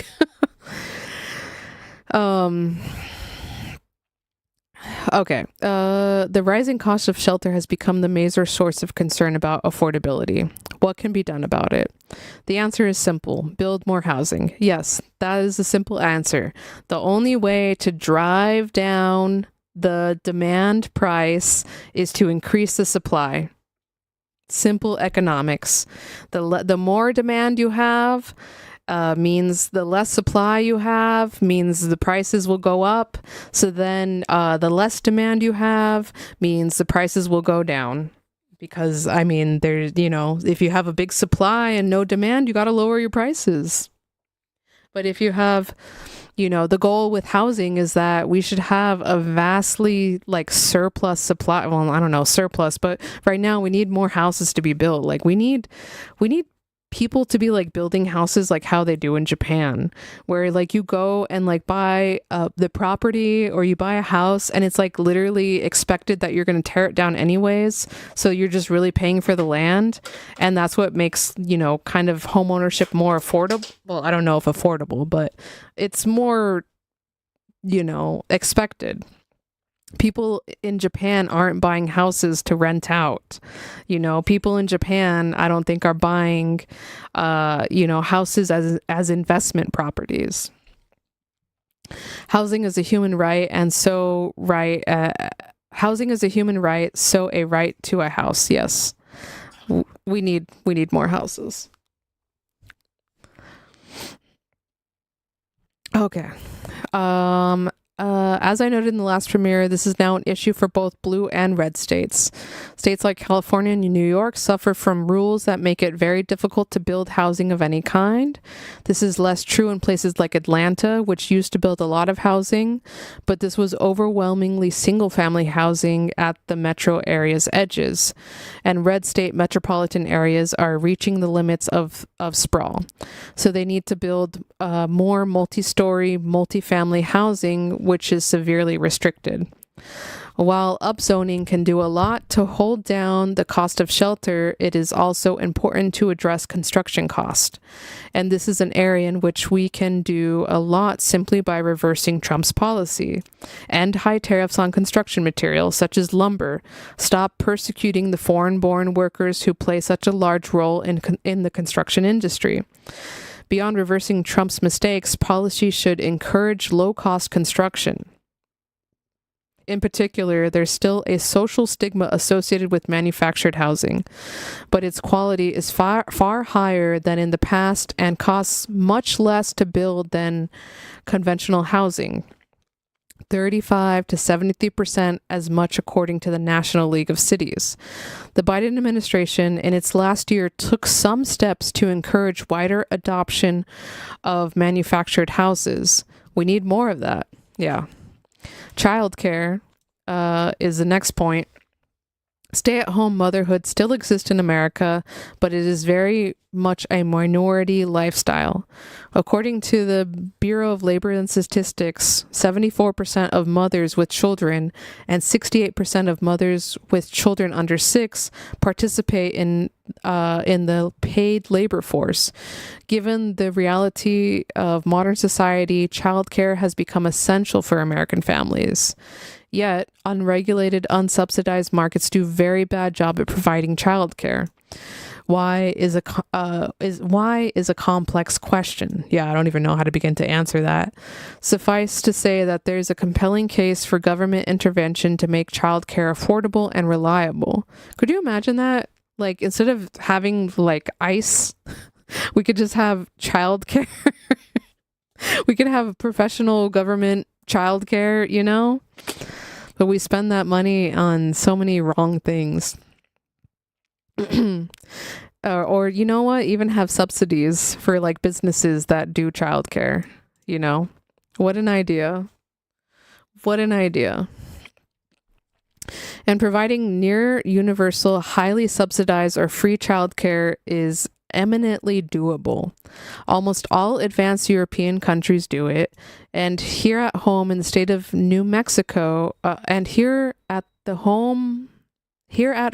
state of New Mexico introduced universal free childcare starting November 1st. Ah, that's pretty cool. We'll have to check in on that. In New Mexico, that's crazy. Okay, next point, education. Once upon a time, America led the world in improving affordable public education. We still have universal free education through high school, although the quality is uneven. But in the modern world, that's often not enough. And our once impressive system of affordable public higher education is now out of many families' reach. Marcella said, bro, the dream to have childcare. I know. So the dream to have childcare is so you can go out there and work. Like, I mean, I wish, you know, we need like Mexico, Claudia Scheinbaum levels of, we're going to pay women to be mothers. Because I feel like that's the only way we're going to get good childcare is if like the parents actually have the time to take care of their own children.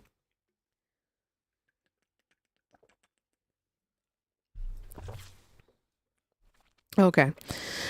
We don't have to deliver free education at all levels, but making community college free and expanding access to trade education and apprenticeships could make a big difference to perceived opportunity.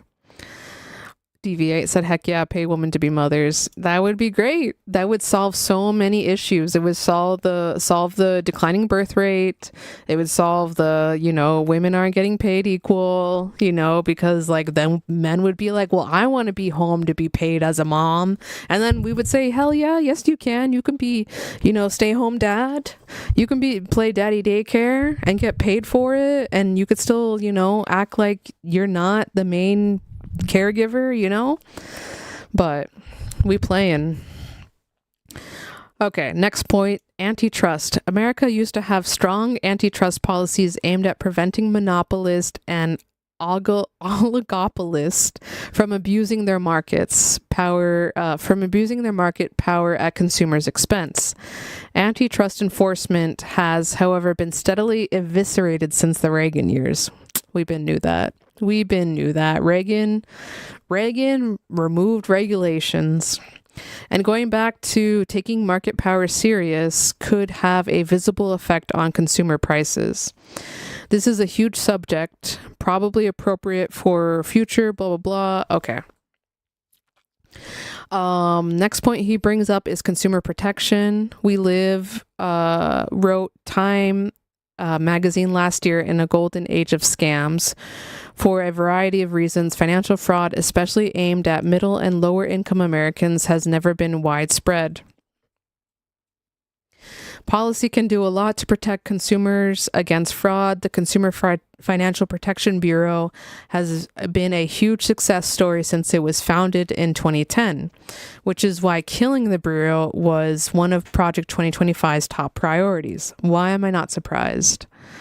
Reagan was our favorite. Sorry. We need to bring consumer protection back stronger than before. One new issue that came to mind while putting this series together together is the proliferation of the BNPL, buy now, pay later plans, even for essentials like groceries. At a time when many families are feeling strapped, such plans aren't going away, but they now need to be regularized and policied.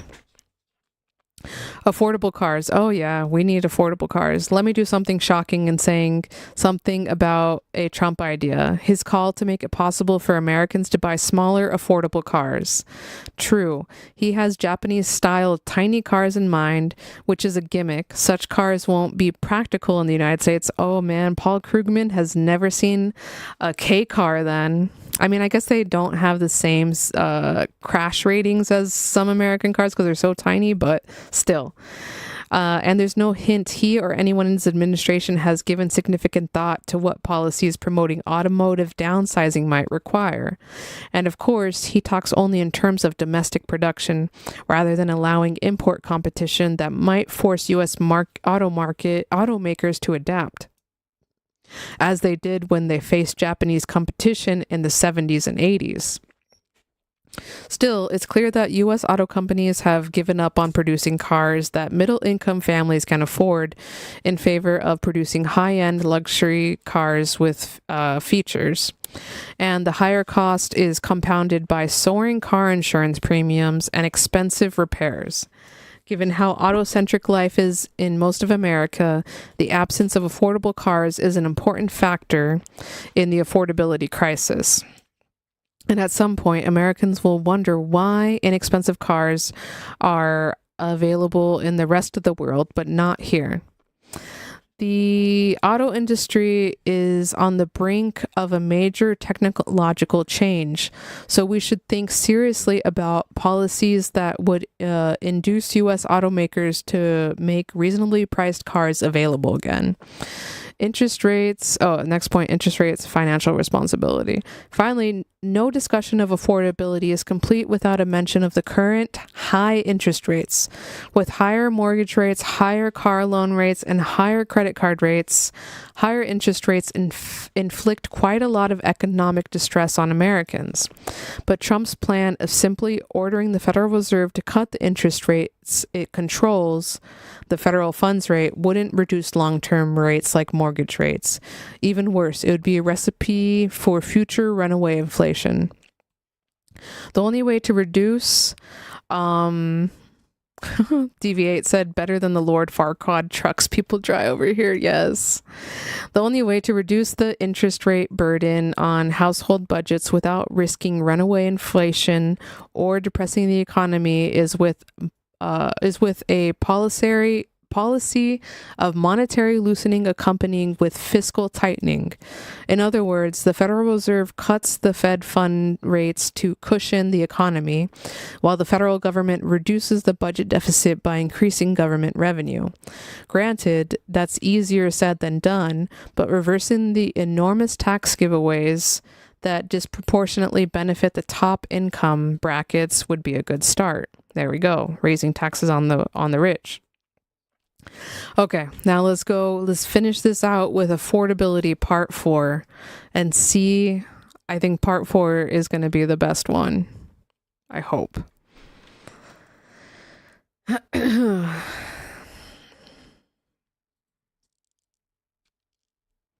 we go.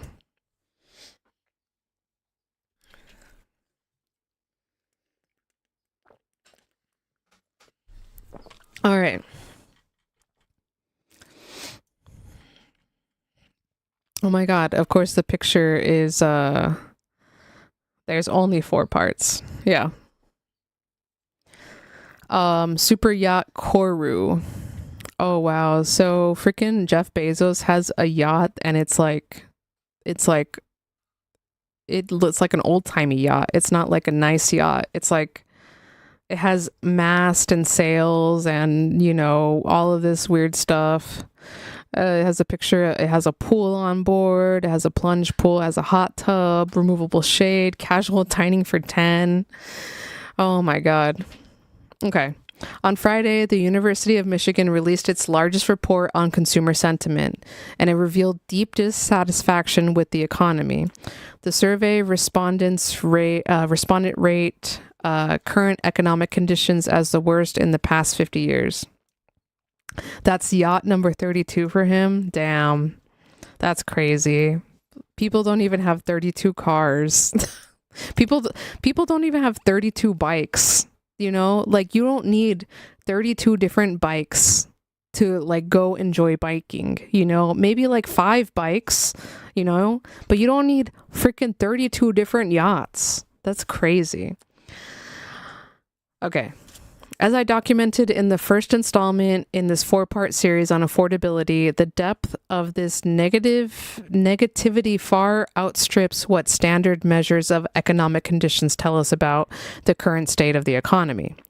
In the second installment, I explain various factors that may explain why Americans feel that their lives have become less affordable, factors like the burden of higher interest rates that are not captured in the standard measures. In the third installment, I proposed a series of practical policy steps to improve general affordability, such as removing Trump's tariffs and building more lower-cost housing. Yet, even when we go beyond the standard economic measures, when assessing today's economy, we are still unable to fully explain Americans' extreme economic negativity. The economy of 2025 is still not worse than the economy of 2009, which was ravaged by the after effects of the 2008 financial crisis, neither is it worse than 1980, when the economy was suffering both high unemployment and double-digit inflation. Deviate said, nah, I don't know how many he has. I like to joke. But then again, am I joking though? Yeah, I don't know how many yachts Jeff Bezos has, but 32 sounds like enough. 32 sounds about right. So in an effort to explain this conundrum, I will focus today's installment, the last in the series, on 3 considerations that go beyond our standard interpretation of affordability. But as I will argue, these 3 considerations significantly affects how people feel about the economy. The first is inclusion. Do people feel able to afford goods and services that allow them to be full members of society? That is, do they feel able to live the American dream? The second is security. Even when people have reasonably high purchasing power, do they worry that they could easily fall off the edge? Finally, there's fairness. Do Americans feel that the system is rigged against ordinary people like themselves? Question mark. Okay. Lack of inclusion. America is famously a nation in which an astonishingly wide range of people, from struggling workers barely getting by to well-paid professionals, consider themselves middle class. Over the years, Gallup has repeatedly asked Americans to self-identify their social class. Okay. Green one. Upper class. Okay. Upper middle class. If you were asked to use one of these 5 names of your social class, which would you say you belong in? Upper class, upper middle class, or working or lower class? Damn, they put working and lower class in the same category. Okay. So how many people? A lot of people said that they're an upper middle class. About 60% in 2005, or let's see, about 58% in 2005 said that they were upper middle class.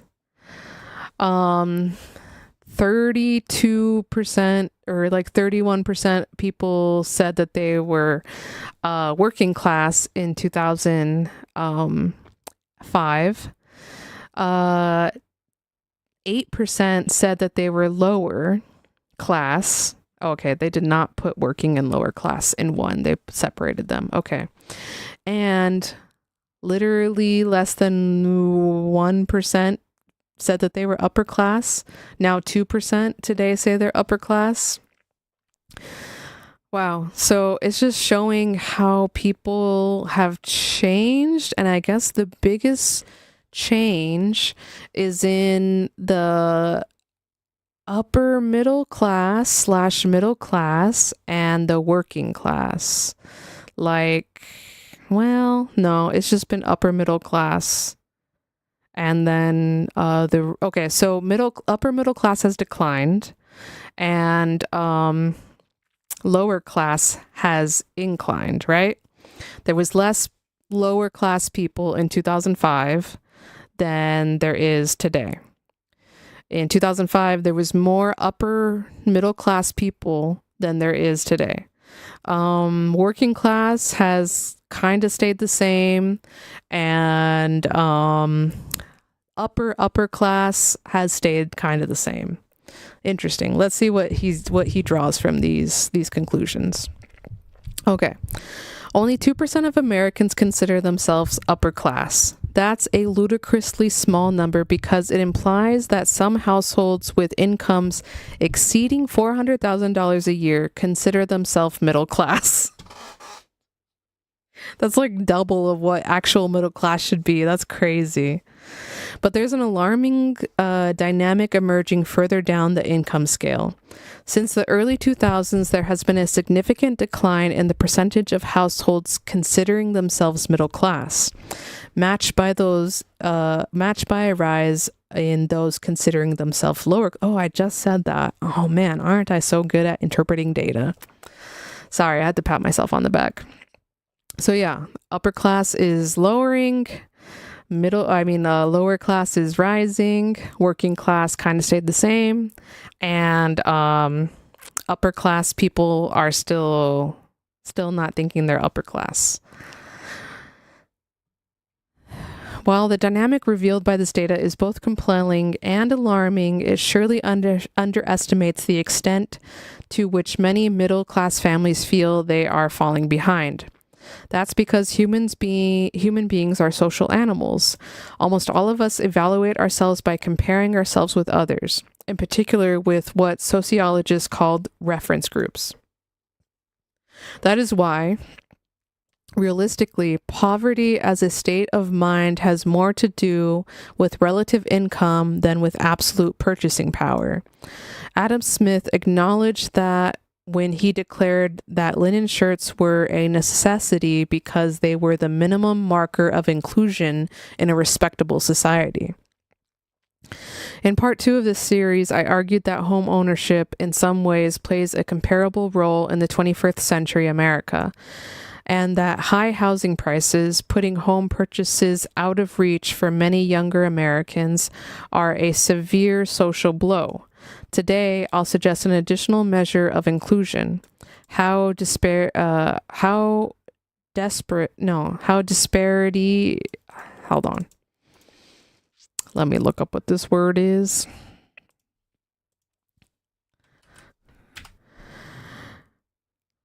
Essentially different in a kind, not allowing comparison. Disparate. Disparate. Okay. Disparate. Disparate?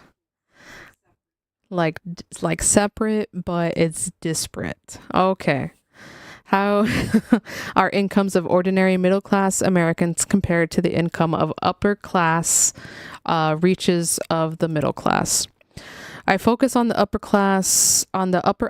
middle class rather than the wealthy because while ordinary Americans may resent the wealthy, or at least how they got their wealth, more on that later, I doubt that many people feel a loss of status because they can't afford Jeff Bezos' yacht. The vast majority of Americans never see how the 1%, let alone the 0.01% lives. They are, however, aware well that some of the people they grew up with have bigger houses in nicer locations than they do, take more and more luxurious vacations than they do, can give their children better education, and so on. So let me suggest a measure that may get at the general sense of declining social inclusion. The ratio of incomes at the 60th percentile of the income distribution, currently at $106,000, to incomes at the 95th percentile, currently at $336,000. The cutoffs are arbitrary, partly reflecting easily accessible data, but the 60th percentile is probably a good placeholder for people who are middle class but not affluent, while the 95th percentile may be a good indicator of the very affluent who aren't so affluent as to be removed from ordinary Americans' reference group. Here's what the ratio of incomes at the 60th to the 95th percentile looks like over time. Oh, it's just straight up declining.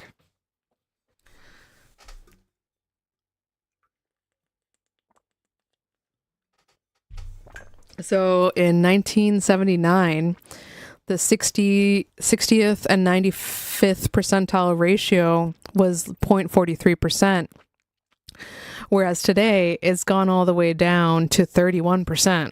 So it's dropped a lot. Half a century ago, middle-income families, by this definition, made 43% as much as upper income, a large gap, but not enough to put the affluent in a completely different material universe. Now the ratio is down to 31%, which may well make an affluent lifestyle seem unattainable to most Americans. Furthermore, one important penalty faced by Americans who are in the lower reaches of the middle class is lack of security. They are more likely than their more affluent peers to become unemployed. There you go. And they are far less able to weather the financial consequences if they lose their jobs. They lack financial reserves. Americans at the 95th percentile typically have substantial savings, own stock plans, and so on, while those at the 60th typically have fewer assets other than their house. Even if they own their own house and are at risk of losing their home and falling into debt if they have a stretch of bad luck. In other words, life is much more risky for American households with incomes of $100,000 per year versus those with incomes of $300,000 per year. So declining social inclusion feeds into my second source of economic pessimism, lack of security. Average real incomes in the United States are higher than in other advanced economies, although this partly reflects the fact that we work longer hours and take fewer vacations than Europeans. But while we have higher incomes, we also have unusually low economic security. That is, Americans are at a much higher risk of suffering severe financial hardship if they experience bad luck than citizens in other advanced countries. I wonder if maybe because citizens in these advanced European countries have robust social safety nets to help out when you come across bad times. I wonder.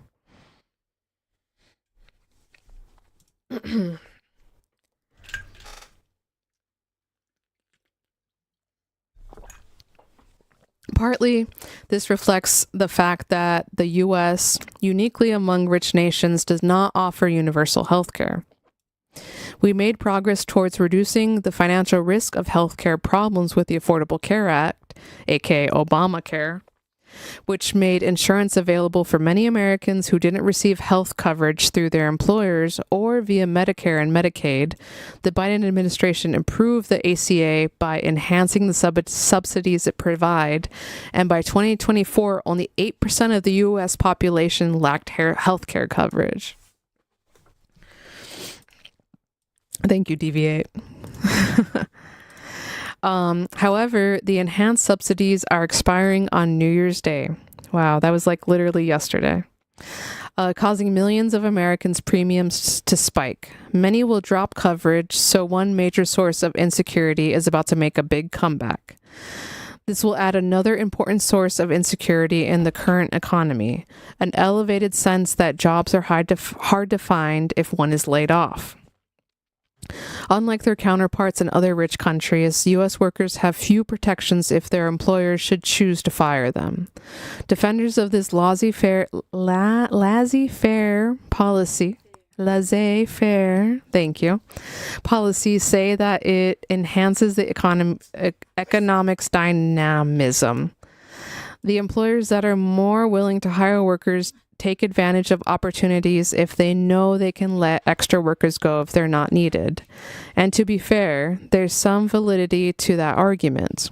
However, the economic rationale for a U.S.-style labor free-for-all in which around 1.7 million workers are laid off every month, even when unemployment is low, depends crucially on the condition that most workers who lose their jobs will quickly be able to find new jobs. Yeah, that's not happening. Historically, that has usually been true. The United States has normally had substantial lower long-term unemployment, workers who have been able to find a job for 6 months or more, than European nations. In 2025, however, the U.S. labor market froze. Employers other than the Doge-ified federal government haven't engaged in mass layoffs, but they have been reluctant to hire new workers, in part because of the uncertainty created by wildly erratic tariff policy. As a result, finding a job has become more difficult. Workers are certain to see this as a difficult labor market. A monthly survey taken by the New York Fed finds that the percentage of workers who believe that they could find a new job within 3 months has fallen sharply to the levels we haven't seen since the pandemic. Okay, we've seen this graph many times today. Workers aren't just telling pollsters that they don't feel confident that they could find workers aren't just telling pollsters that they don't feel confident that they could find a new job in necessary. They're also voting with their feet. There are many reasons a worker might consider quitting his or her job, ranging from family considerations to feeling underpaid to hating one's boss. Workers' willingness to act on these reasons depends, however, on how easy they expect to find a replacement job, which we know is not that easy right now. As a result, the quit rate, the percentage of workers voluntarily leaving their jobs, is a good indicator of how secure workers feel about being able to find new employment.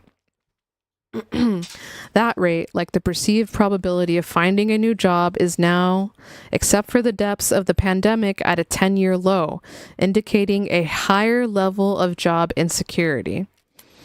It's important to realize that a weak job market hurts even those who are currently employed and not at immediate risk of being fired.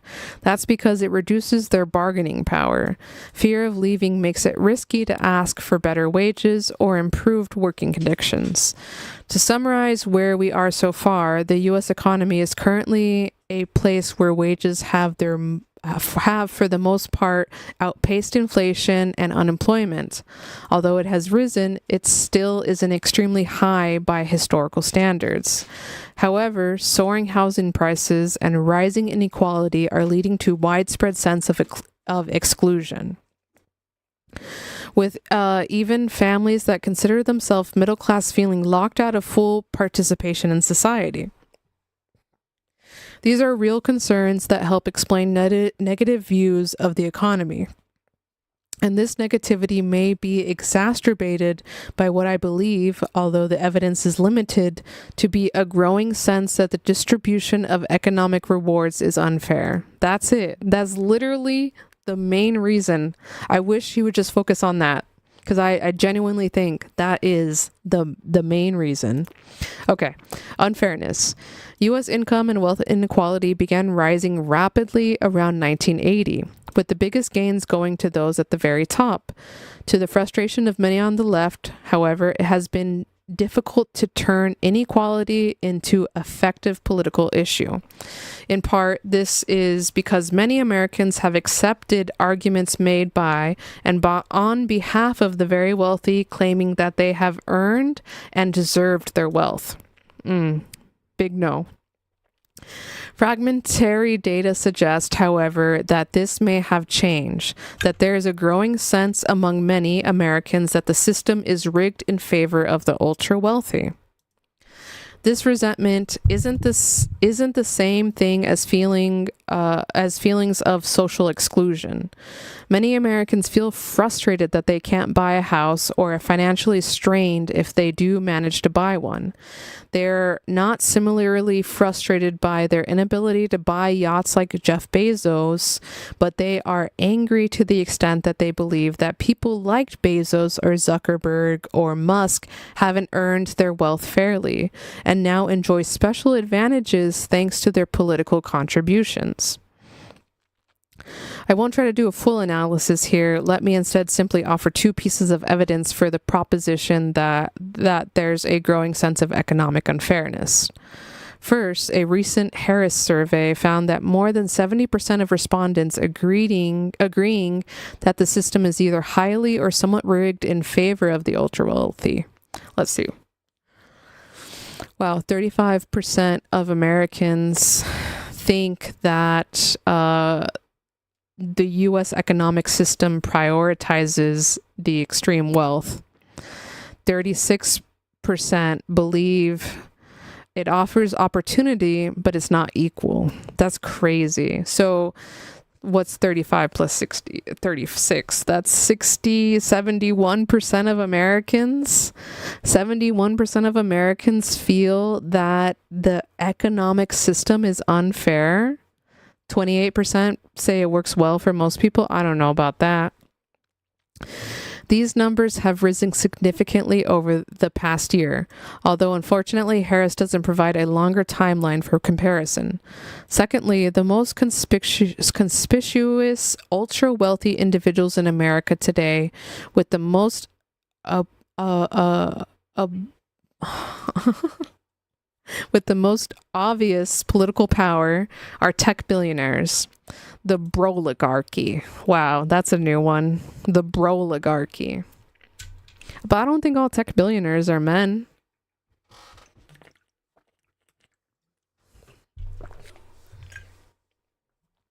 Yeah, 28 think it works well for people. That's way too much. That's way too much.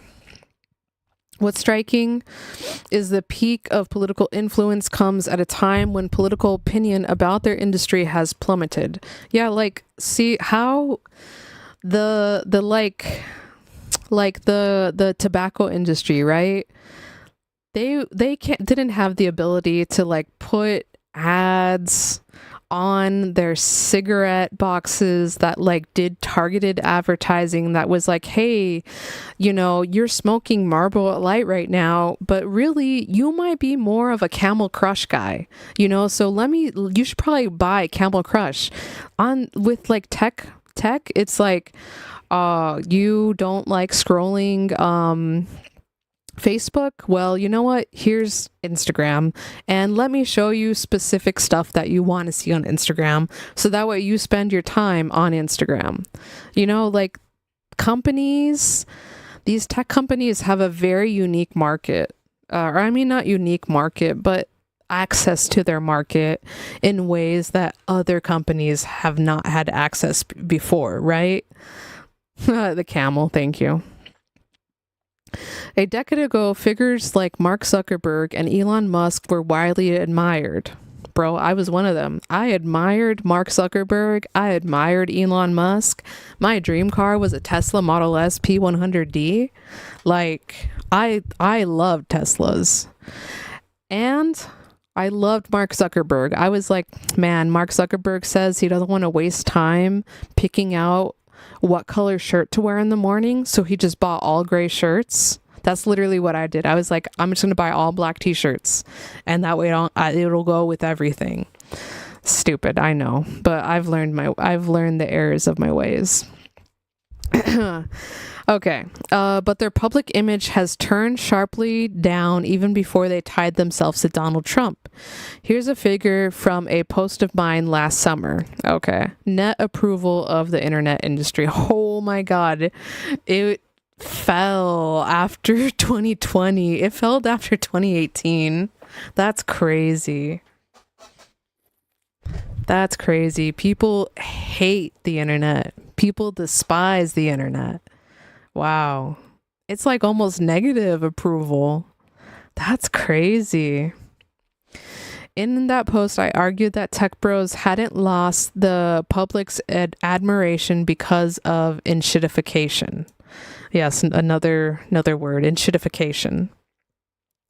The sense, which I consider correct, that they were growing even richer even as their products were getting even worse. For example, the internal report from Meta, leaked to Reuters, revealed that Mark Zuckerberg's social media giants get 10% of its revenue from scams. Damn. Think about how that plays into the public sense and of how the economy is going. Ordinary Americans are feeling, with reason, that they aren't able to share fully in the economy's fruits. They're also feeling insecure in the face of a weak job market. All of this is happening at a time when the political power of the ultra-wealthy is more obvious than ever.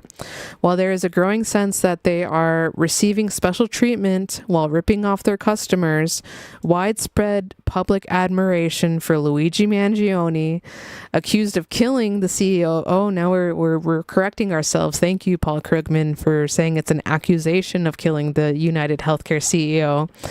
Is shocking at one's level. It's less surprising, however, when one bears in mind that almost everyone has either personally experienced or knows someone who has experienced denial of care at the hands of highly profitable insurance companies, which are seen as having politicians in their pockets. A recent poll by Pew found a huge bipartisan majority of Americans believe that health insurers have too much influence on public policy. Marcella says, subscribe now or Mark Zuckerberg will steal your kids. Thank you. Hit that subscribe button. Given the obvious power of the ultra wealthy and the growing sense that their wealth isn't earned, it's not surprising that many Americans believe that their social exclusion and financial insecurity reflects a system rigged in favor of a tiny, wealthy elite. Even deviate, subscribe, or get zucked. And given this perception, should we be surprised to find many Americans with a negative view of the economy? Absolutely not. It's obvious that this situation creates a big political risk for anyone perceived as complicit in these these economic and political failures, a class that now clearly includes Trump and co. And it correspondingly creates opportunities for those who can claim to offer to right the economy's wrongs. But that'll have to be a topic for another day. Oh my God, he didn't even cover what I thought he was going to cover. I thought he was going to talk more about the unfairness, but I mean, I guess he talked about it in his economist, I got to show the data way. Okay, I'm just here calling the vibes, saying that people feel like the economy's bad because it's bad, because we can't afford shit. So, man, I'm glad we got done with the Paul Krugman. I've been wanting to cover that for a while. We'll definitely come back to his stuff in the future because he covers a lot of things. And he's actually pretty smart. He's a professor at CUNY. I forget. Community University, I don't know, grad center, Nobel laureate and former columnist, New York Times, also according to Donald Trump, a deranged bum. Wow. So anyway, shout out to Paul Krugman. He seems to be a cat guy, so that's cute. He's got a nice little tuxedo cat, and he put feet in his picture, so that's gross, but you know, yeah.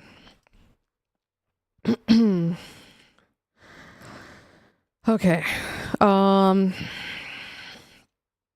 know what? I might just end the stream here. We're coming up on 4 hours, and it wouldn't be worth it to get into the next thing. Let me edit the stream title so that way it doesn't say that. But here, cats, let's go. Here, let me play some. There we go. All right. Yeah, we'll wrap it up. Thank you for joining me. This has been great. I'm so happy to be talking about Paul Krugman, and we talked about Mamdani today too. We didn't get to any of the Bernie stuff I wanted to talk about, but we'll save that for next time, and the other political debaters. But yeah. Yeah, everyone say goodbye to each other in chat. I really appreciate you all being here.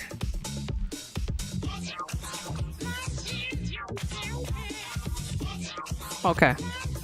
All right. Well, have a good night, everyone. It's been a pleasure. Thank you for joining me. Be sure to hit that subscribe button so that way you can get notifications on when I'll be live again. And when videos drop, so hit that subscribe button. You're also welcome to follow me on my social media, like Instagram. It's the same name as my YouTube channel, Angelina M. Tucci. Hit me up on Instagram, and you can get more info from me there. So yeah, everyone have a good night. Stay safe, and Happy New Year.